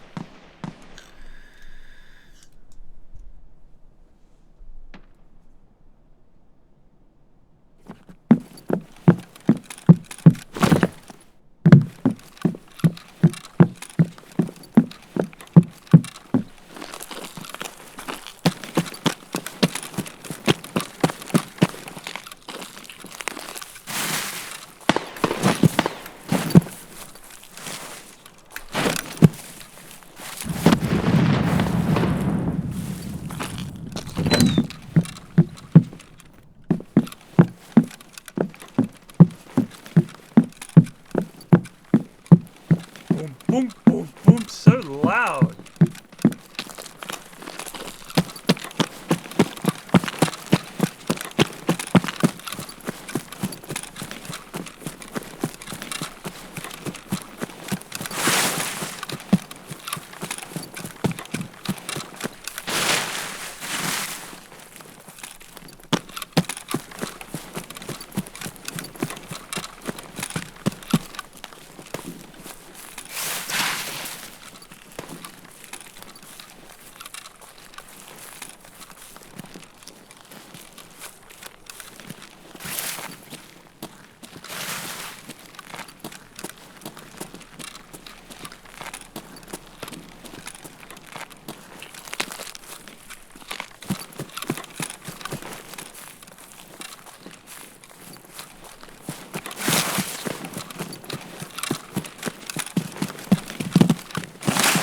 Nice jump, Alistair. Srimoti just resubbed for 50 months. Thank you. Sometimes you just like everything that does. Poker, Dota, CSGO, Rust Up P, Triforce, etc. Great job. Yeah, sometimes you get lucky.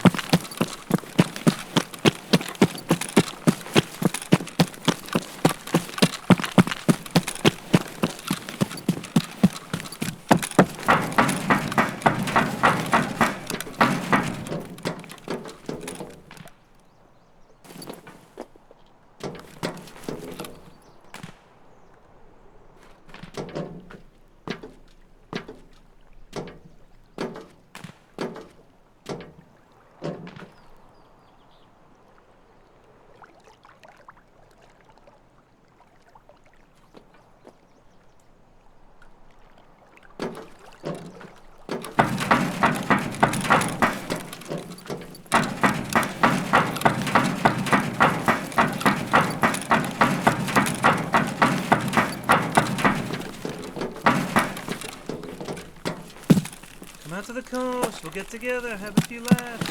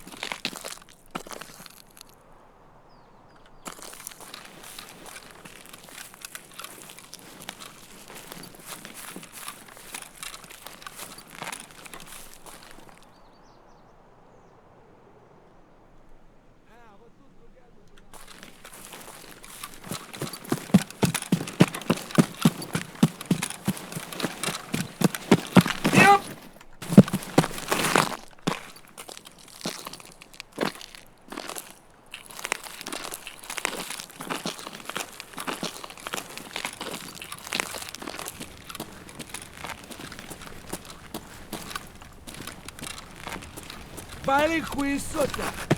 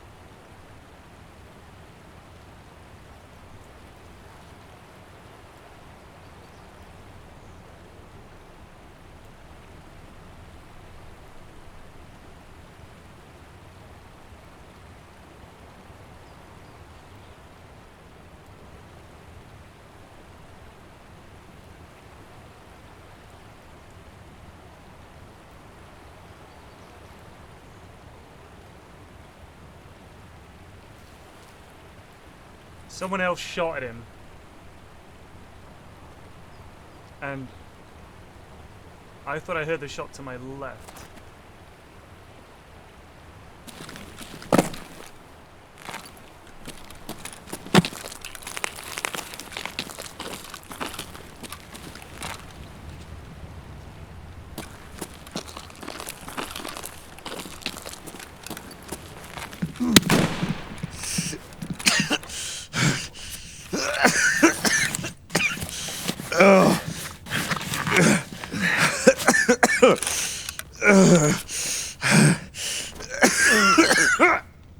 Nuts.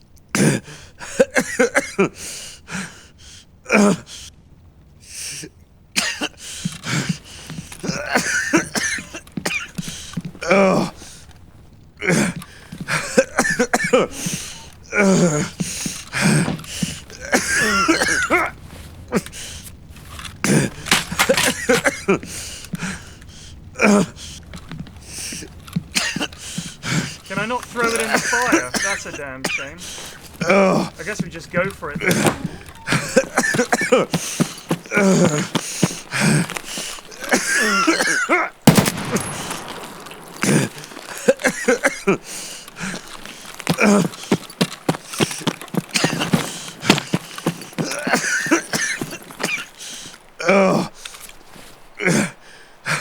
Got a CMS on you, Chief, or some painkillers?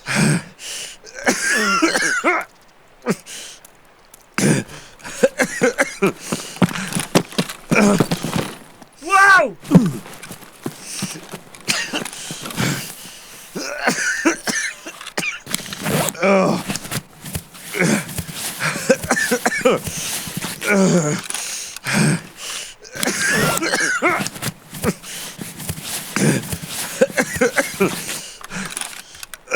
Caught a hit!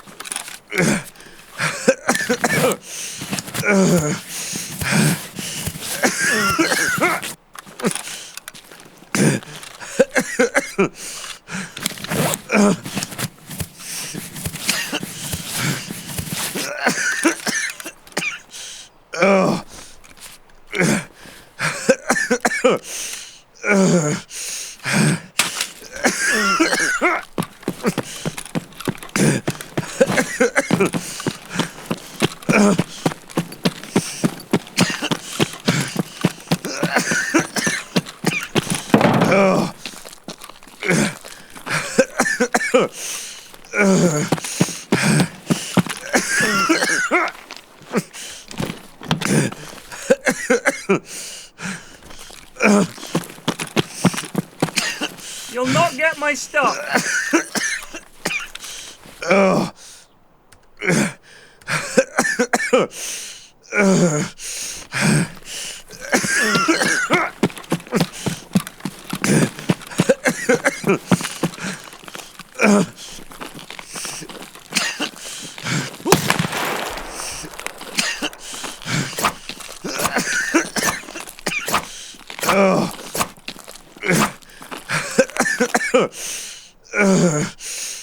Father!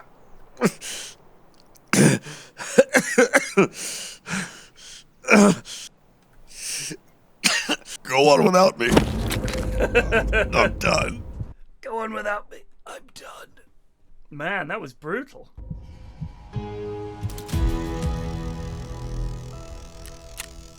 Took him enough shots, jeez. What was he shooting? LPS.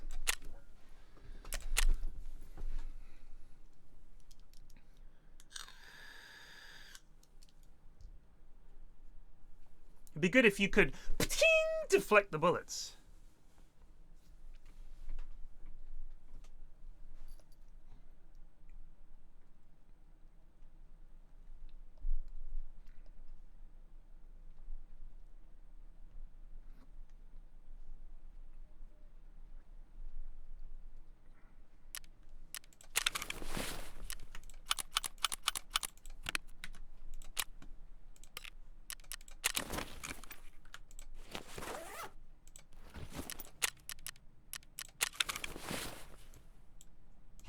I don't think it's worth trying to do this quest as a I'm gonna do this quest. You know what I mean? I don't think it's worth it because you're better off just doing shoreline runs and killing scavs. And I don't like doing shoreline runs solo. It's too difficult. There's too many chads. So I think you're better off 5-manning shoreline. I've got all the good keys, or a lot of them. So we can just, you know.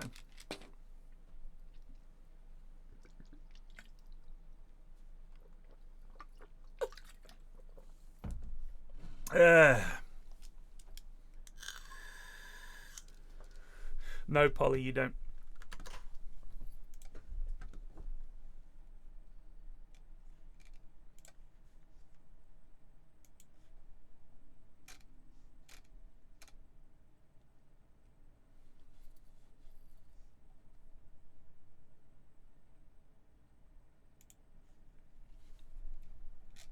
Black Eyed Peas, I Got a Feeling is the most depressing song in existence.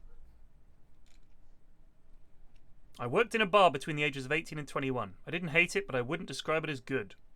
Over half the employees went to my university, and one of the interview questions was, which celebrity would you invite over for dinner? So the vibe was ostensibly fun casual. Until you didn't upsell the requisite number of shots, then it wasn't very fun or casual. Anyway, as someone who's ever suffered through a double shift of serving jugs of woo-woo to sports science students will know, a part of your soul withers when you work in a bar.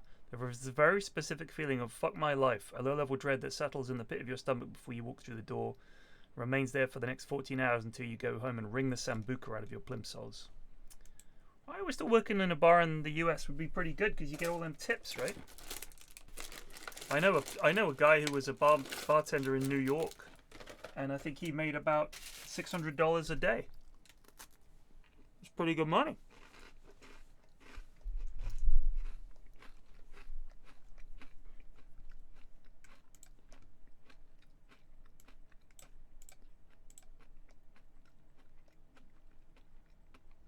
College bar. Oh, yeah.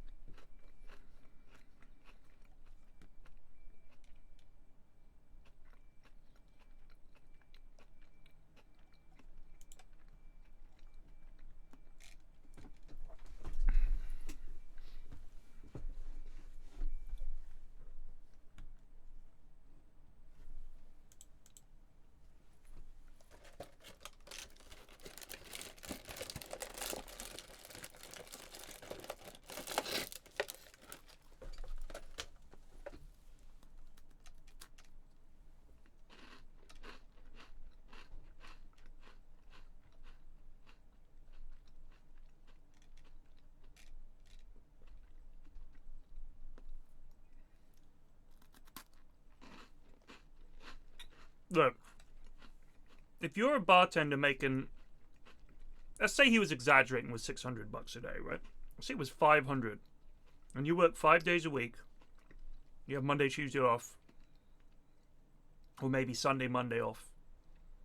And let's say it goes between Tuesday, Wednesday, Thursday should be good. I don't know if it's the same in the States, but in the UK, Thursday seems to be the work going out night. So it certainly was when I was working. Thursday night was when you went out with colleagues. Friday and Saturday were when you went out with your mates or your bird. So Thursday was when, I would say Tuesday, Wednesday would be the quieter days. But then again, you've got football on. I don't know if they in the States, is it all built around the weekend? Either way, you make a decent fucking wedge. Wednesday is student night, but they're not going to tip a huge amount. So let's say on average, with the wage that he makes and tips, I mean, you get at least $1 a drink, right? So if you're a bartender in a busy bar in somewhere like New York City, you could easily serve 300 or 400 drinks a night. Easily.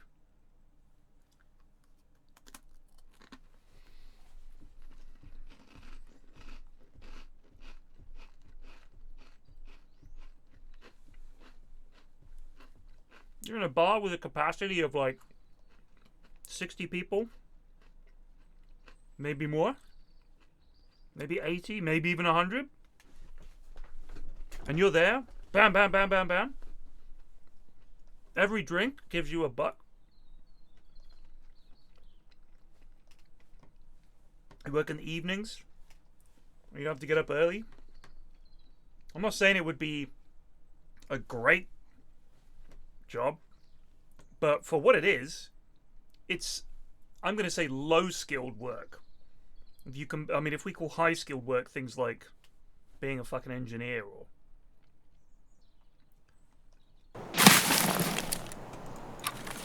it's pouring drinks. I'm not saying there's not an art to it, bartenders, before you fucking shit yourselves. I'm not saying, oh, you think it's easy, do you? Well, I see a lot of people bartending being really good, knowing how to mix everything, all the rest of it. Sure, there's skill to that, but it's not unlearnable. It's definitely not the hardest job to learn, is it? It's a low-skill job.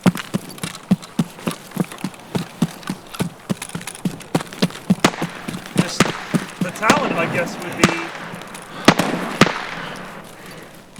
getting people to drink more, being personable and chatty, and no such thing as unskilled labor. Alright, dude.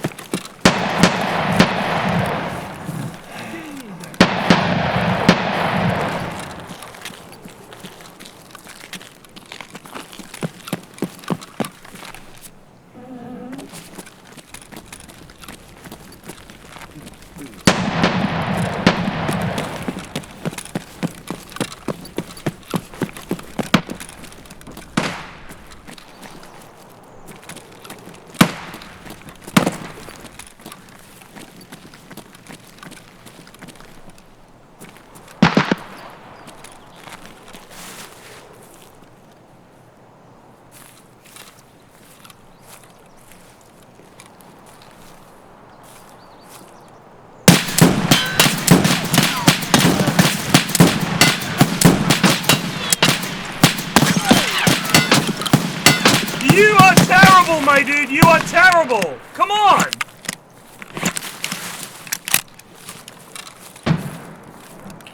Хуйло, вот хуйло, конец тебе. А ты то.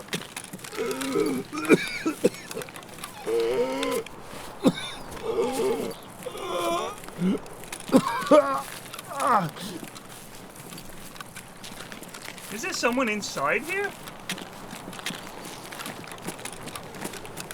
Or was that just him wheezing?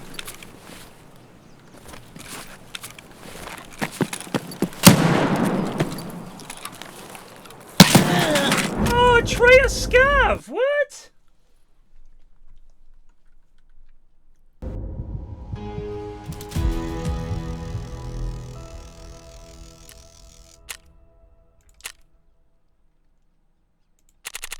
talking.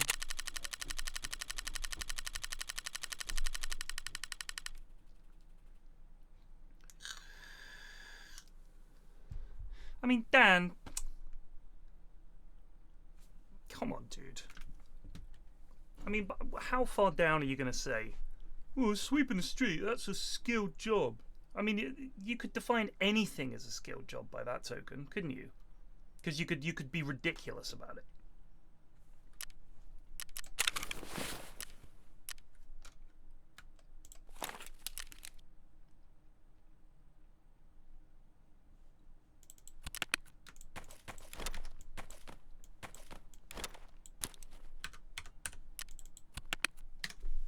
Are you just getting up?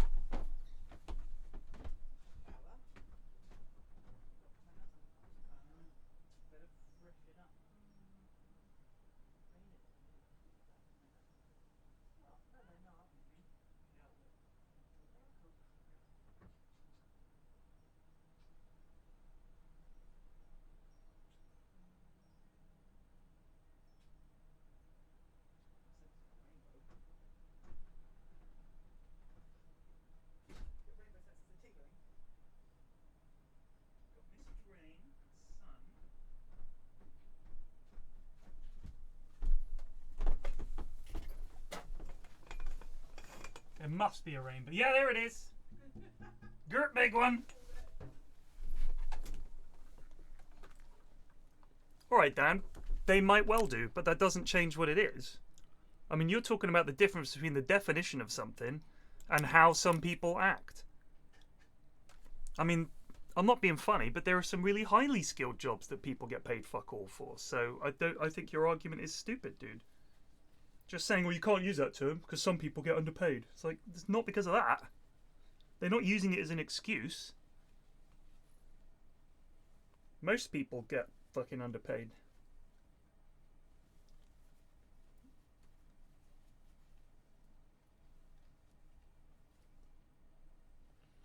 Fucking hell. Ugh. There's always one bit of fluff on my glasses I can't get off. Ugh. That'll do. Christ. I agree, Vicious Horizon. Certainly when I was working in an office, I spent a lot of time looking busy. Oh, hello. Oh, sick.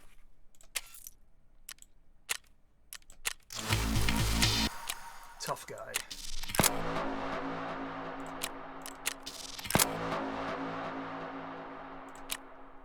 Single raid without using medicine on woods. Okay.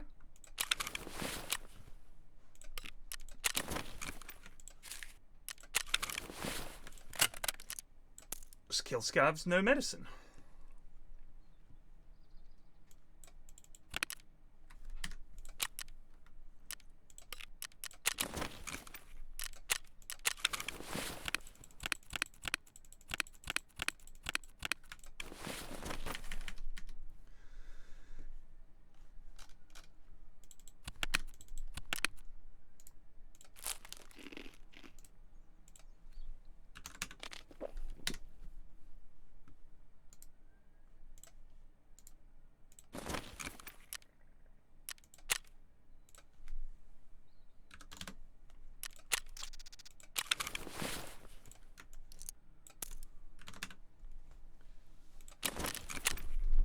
Woods.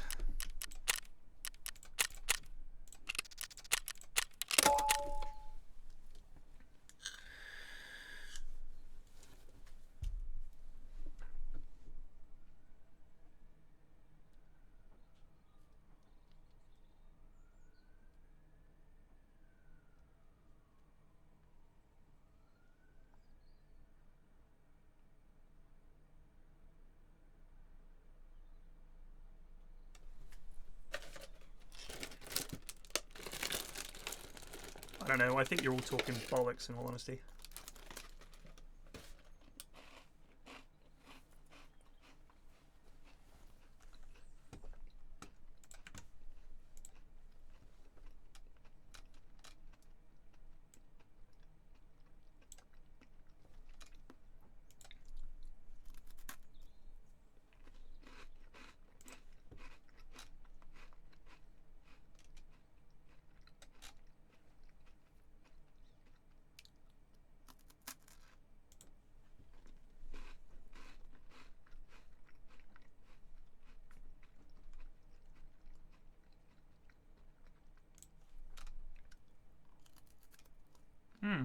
I believe Bournemouth will score.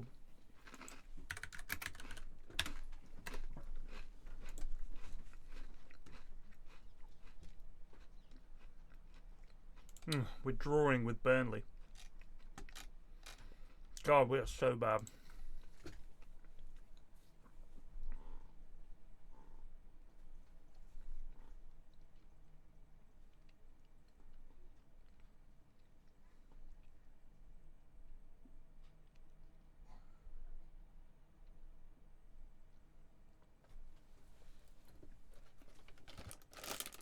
Do you know what? I watched the Vice documentary about the January 6th insurrection. I was amazed by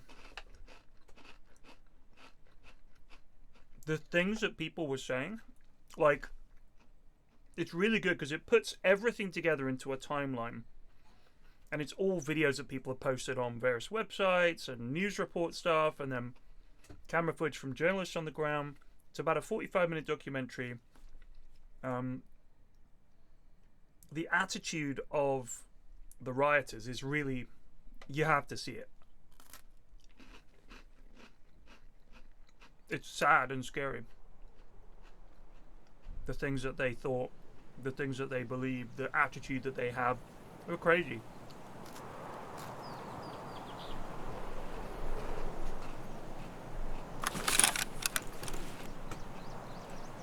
Just fanatics. Absolute fanatics.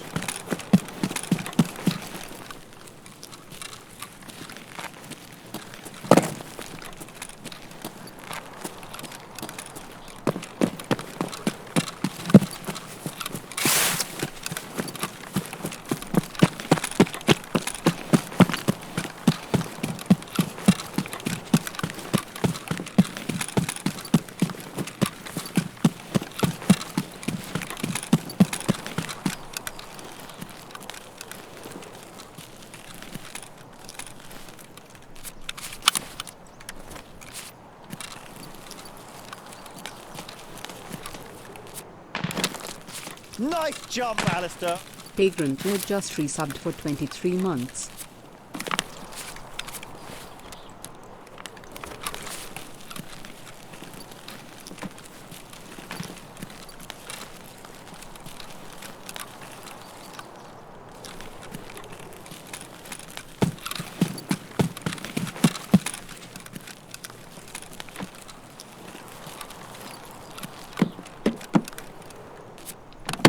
There was this one guy, and when people were coming back from the front lines, he was like thanking them for their service. He's like, "What's your name? Where are you from? Thank you for your service." What are you talking about, dude? The guy just got tear gassed.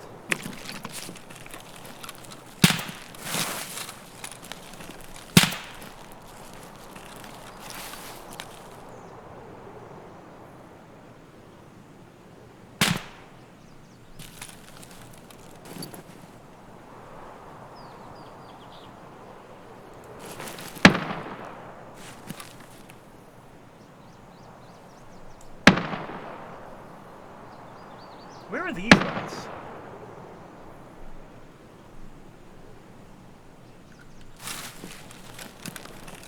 Thank you for your service.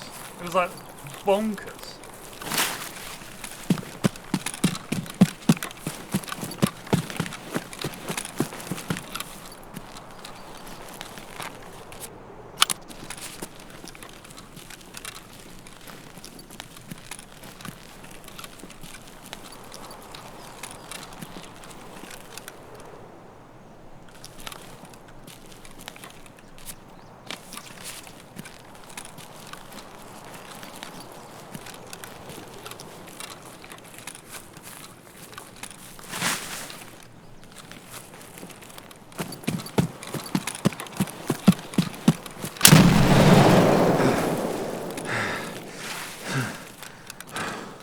I thought they were on the other side.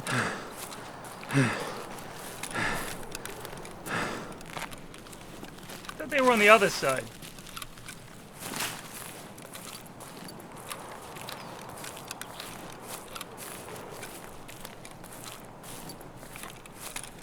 Like, there's the little path that you run up, right? Oh no, we can do the scav quest. Now I need to also kill PMCs.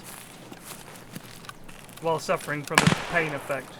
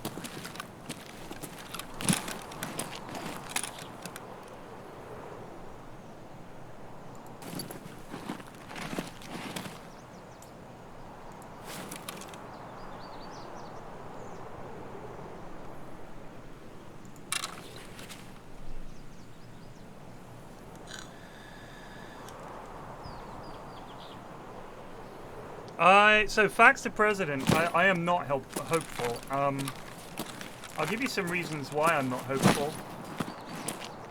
One of them is, I listened to a really interesting This American Life episode about something that Steve Bannon urged Trump supporters to do, was to get involved in local politics, right? At the lowest level, all of the Trump supporters. He's like, get into these are the positions you want to be in.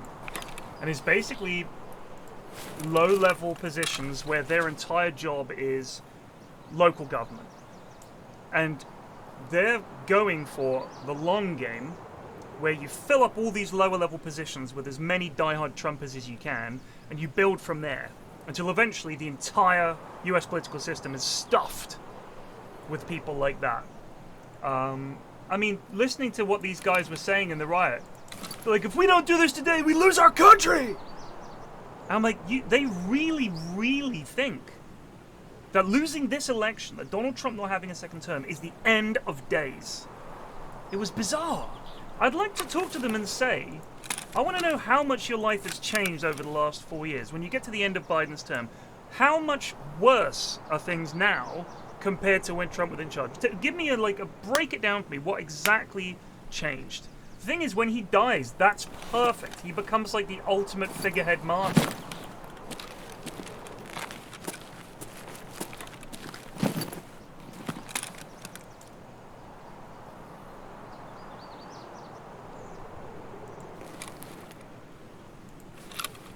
Then the posters and flags and all the rest of it will never die down.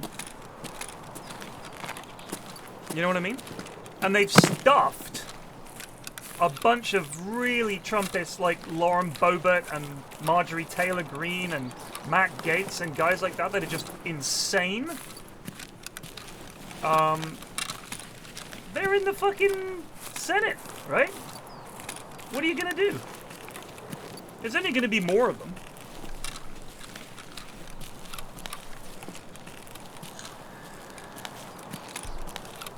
At the top level, Bob, but like I was saying, they've replaced a lot of, they're going after local government. This is Bannon's next big scheme, is to get all the local government, low level, stuffed with Trumpers, and just keep doing that all the way up, until the whole system is full of them. I mean, you know, he appeals to enough people that he won an election. That's pretty insane.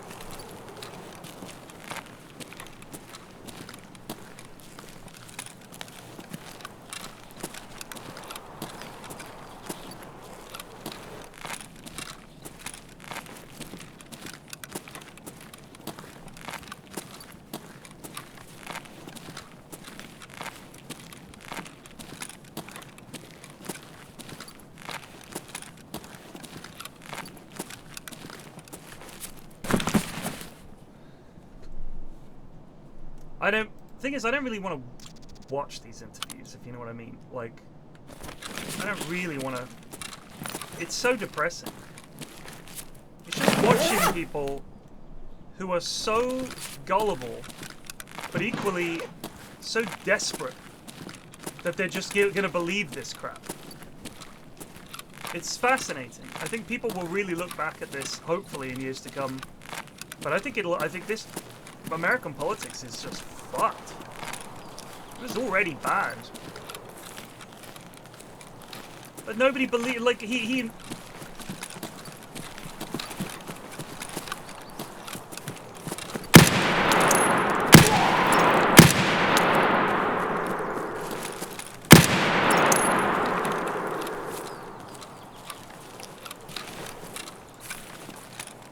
Was that a scab? It looked like a scab, right?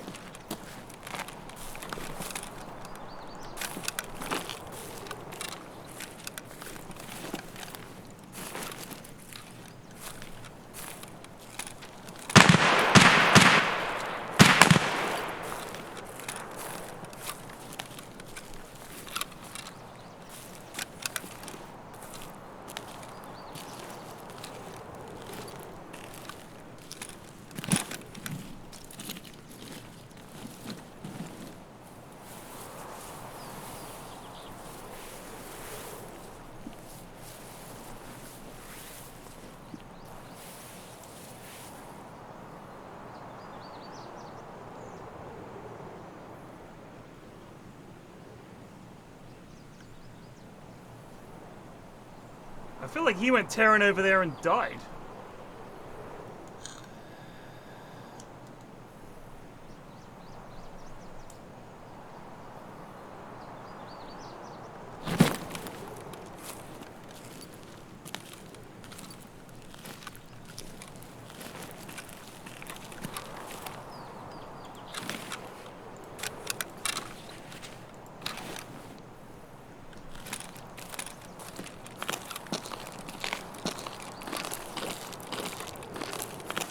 It would be a blessing if we died, honestly. This is awful.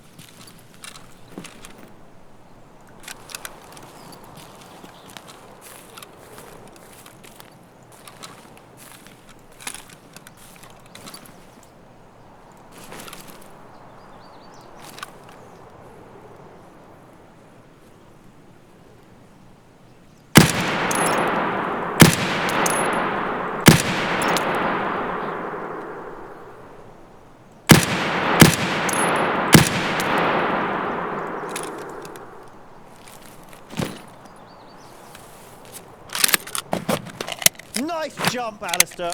Poacher 2590 just resubbed for 2 months.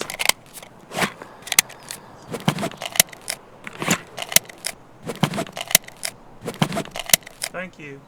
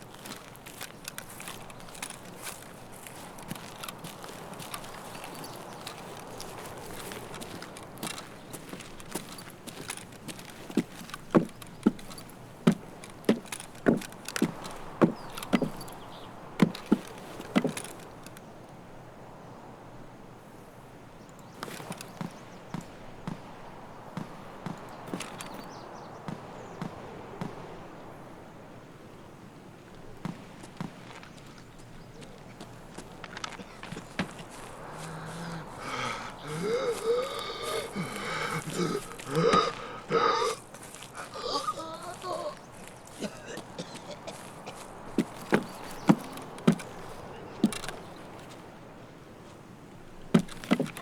feel like that's the lad we tagged up good and proper.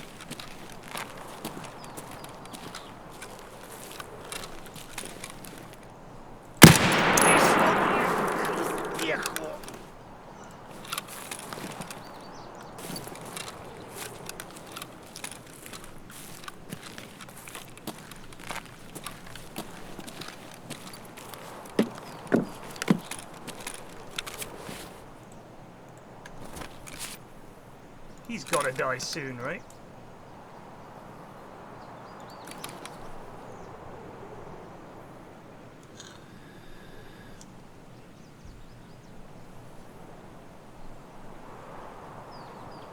Yeah, let's calm down, people.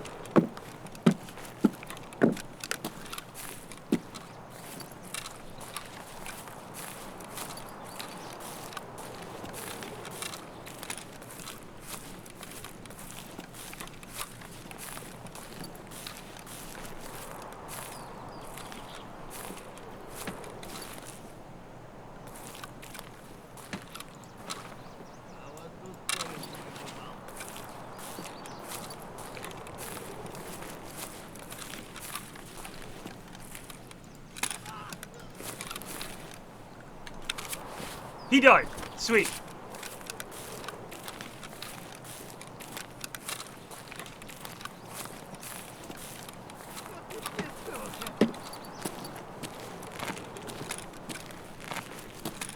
Сука ты, блядь, не упырь, блядь, гнида, блядь.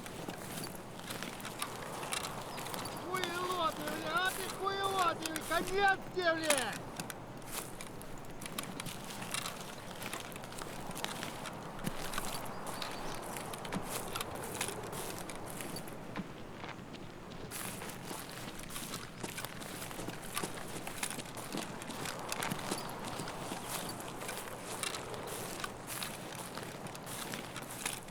Вали, вали, хуесос!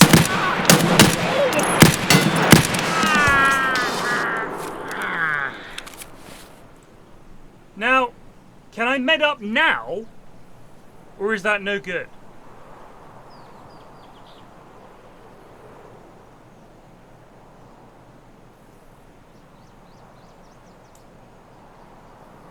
So better off to just die, right?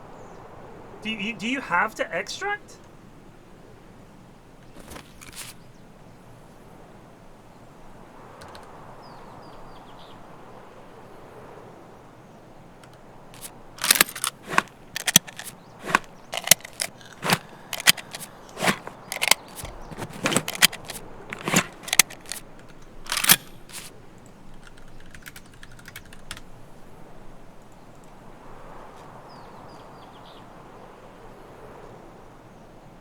Surviving the raid is not necessary. If you complete the objective to kill the 3 scavs without healing, the task will still fail if you heal before handing it in. If you complete the objectives but do not complete with Jaeger, then heal subsequently, it also fails. So, we don't need to survive now, we just need to... It doesn't matter, but as long as we don't heal, that's what matters. Well, the thing is, Bob, what if I also get to kill a PMC? That'll also help with my quest. So we'll wander over here and very slowly see if we see any PMCs.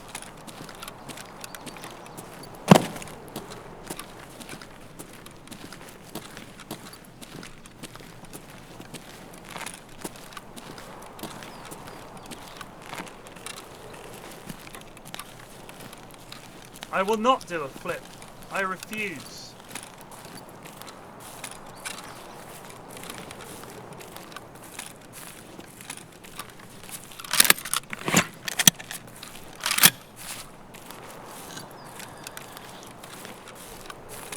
Is that in the new patch? Is it Grizzled?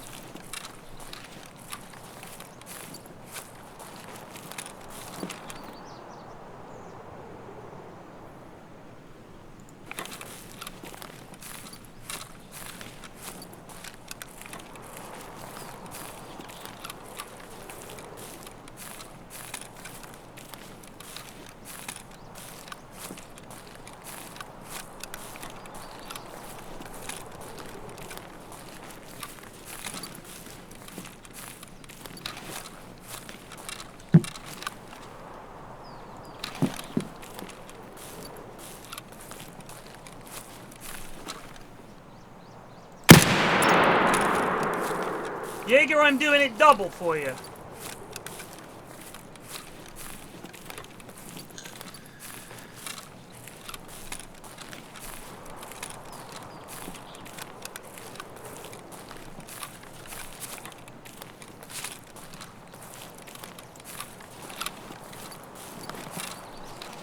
Yep. I'm hurt. Yep, I'm hurt.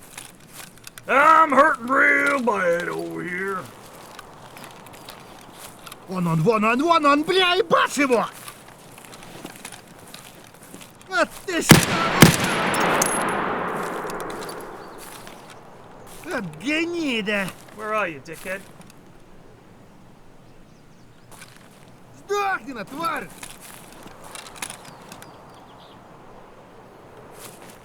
Сука ты, блядь, и упырь, блядь, гнида, блядь! Вот ты петуха! Come at me, bro. Вон он, блядь, ебашь его!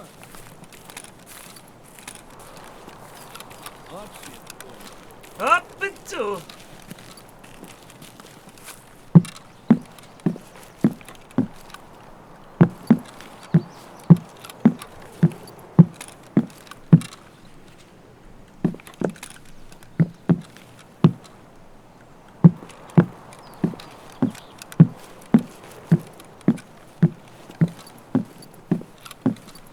Does whiskey count as medicine?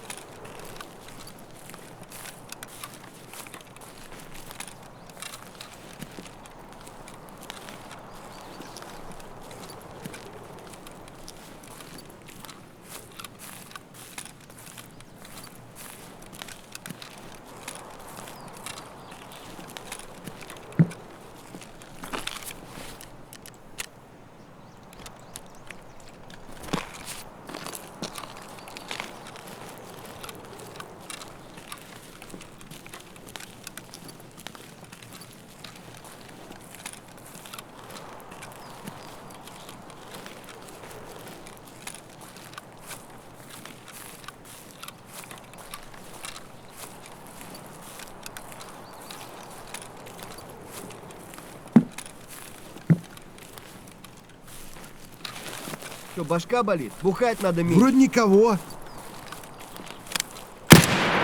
Давай, мочи! Где я тебя не обижу, на!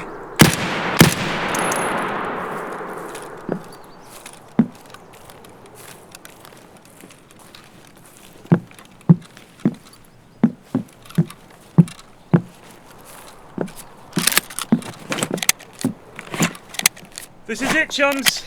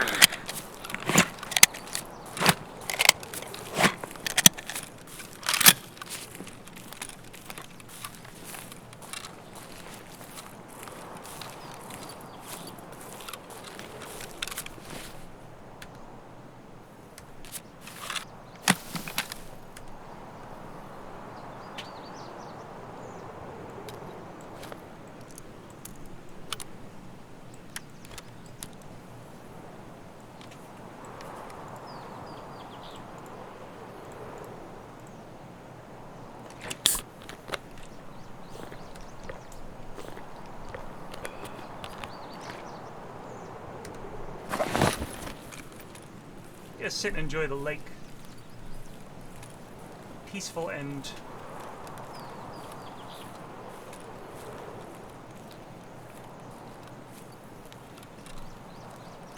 Oh, goddamn this shit! I'm fucking hurt!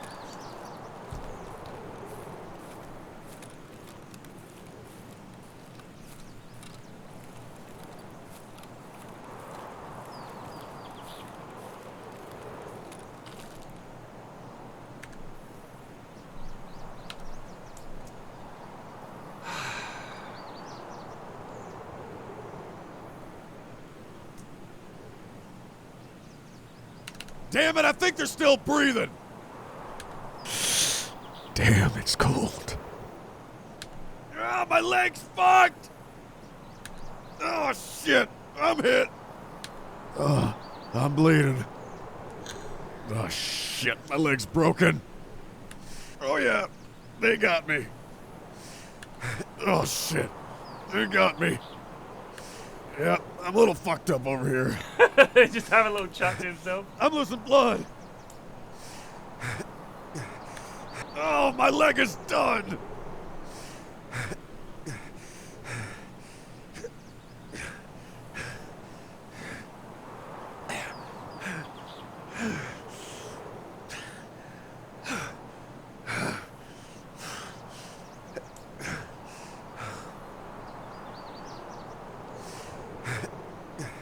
Oh, baby, got a new Upshot Towers.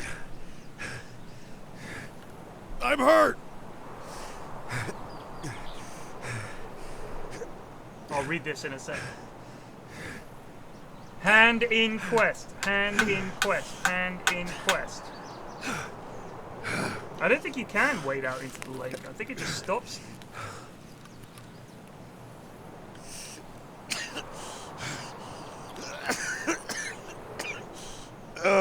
Need a bandage. Oh, shit, my leg's broken. Damn, those motherfuckers got me really bad. He sounds like Alex Jones. I could chop myself. Let's go for the leg.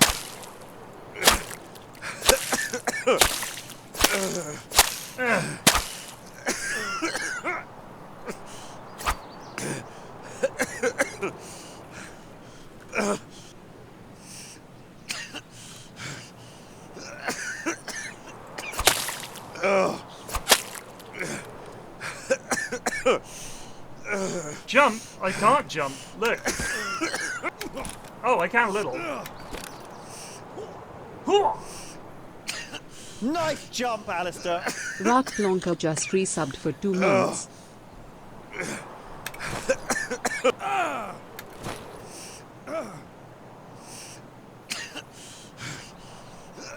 God! Why hast thou forsaken me? I'm gonna die in your boathouse. Must make it to boathouse.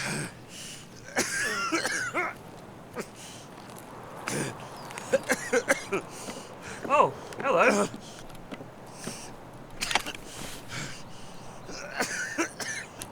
Oh, I need one of those. Oh, nuts, I'm gonna die. Ah.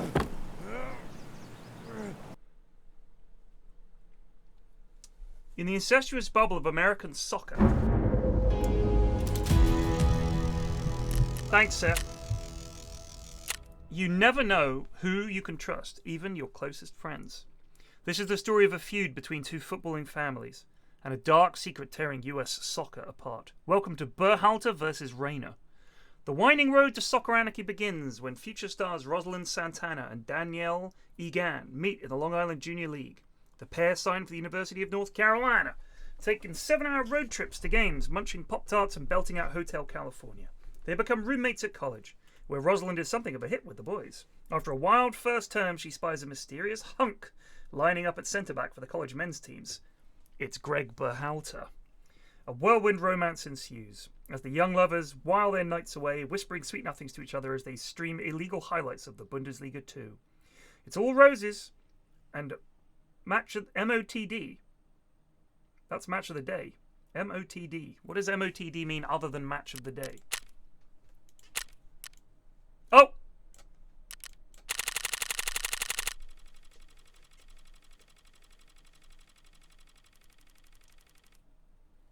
Anyway, until one night, during a drunken row at the student bar, Greg kicks Rosalind, Distraught, she rushes back to the dorms, where the bookish Danielle is up studying. Danielle comforts the weeping striker, and they agree she should see no more of Greg. For the next 7 months, Greg begs Roz for forgiveness, and she eventually takes him back. Meanwhile, Danielle gets a footballing flame of her own. She strikes up a romance with future US captain Claudio Reyna, and both couples soon marry. Claudio is even Greg's best man. God, we almost ruined it all there.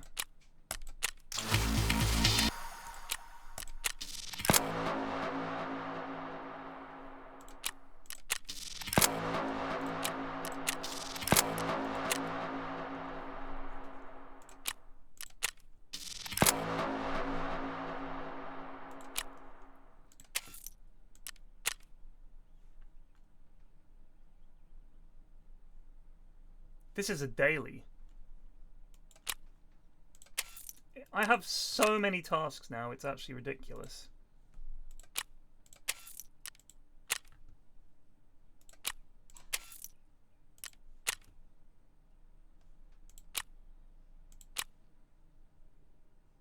Underground warehouse on reserve. We can do that.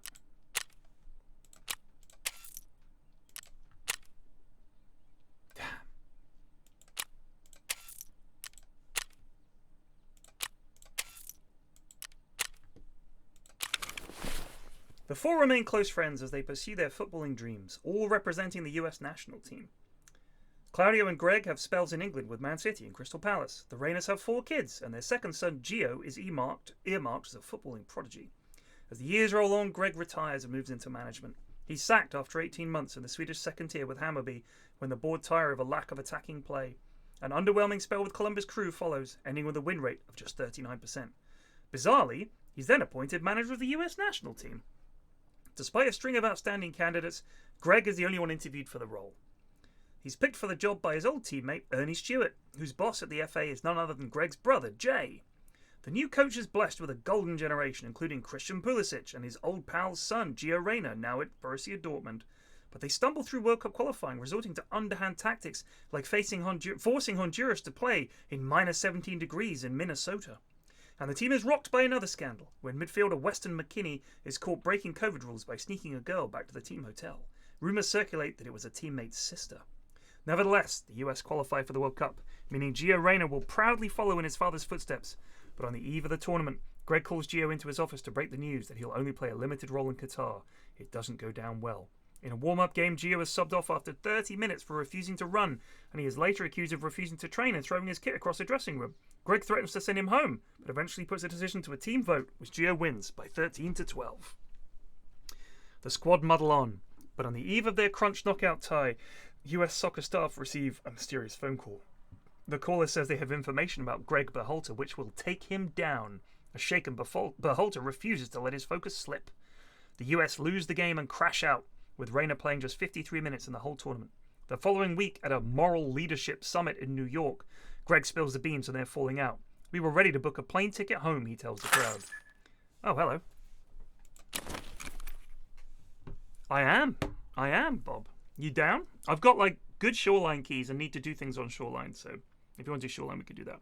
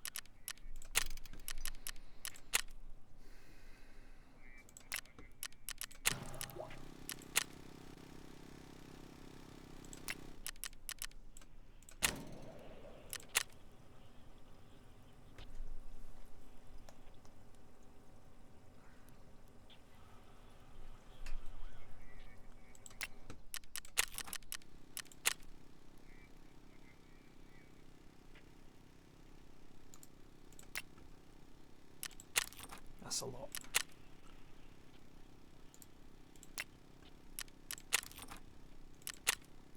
You could make these, can't you?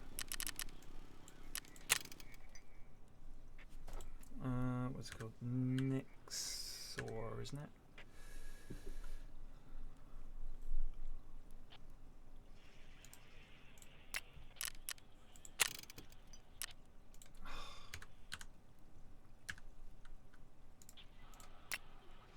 Jesus.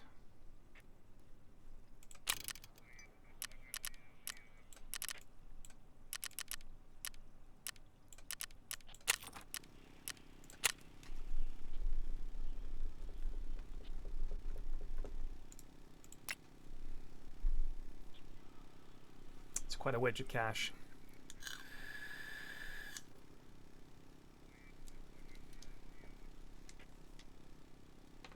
We need 8 of these.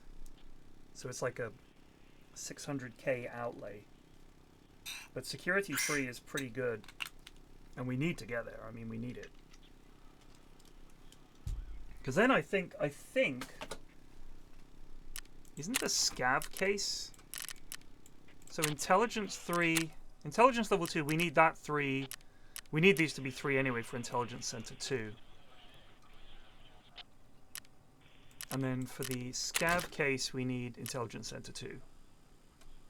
For the Bitcoin farm, we need intelligence center 2. So you can't do any of this fun stuff.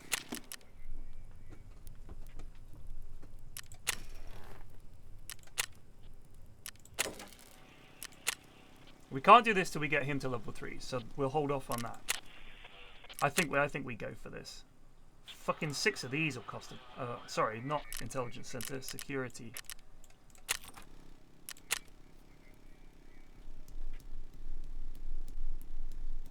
Fuck it. Fuck it!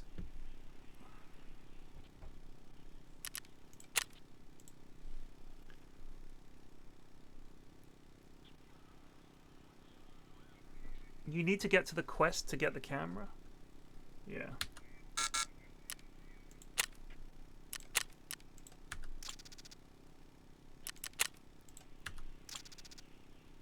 That's 3, 4, 5, 6, 7, 8.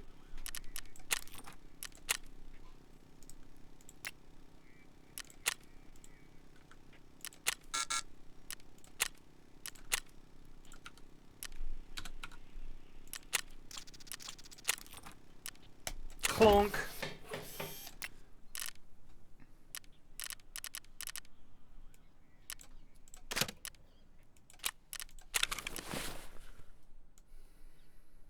I'm far less attached to money this wipe than I have been in probably any other wipe. I mean, I've spent masses so far.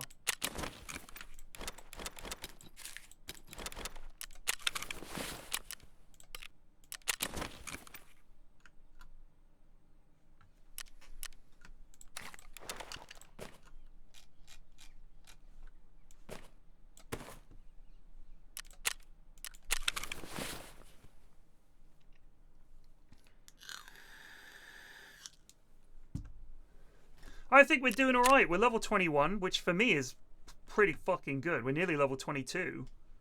It's only been what? Coming up on 2 weeks? Not even? We've got security level 2 upgrade.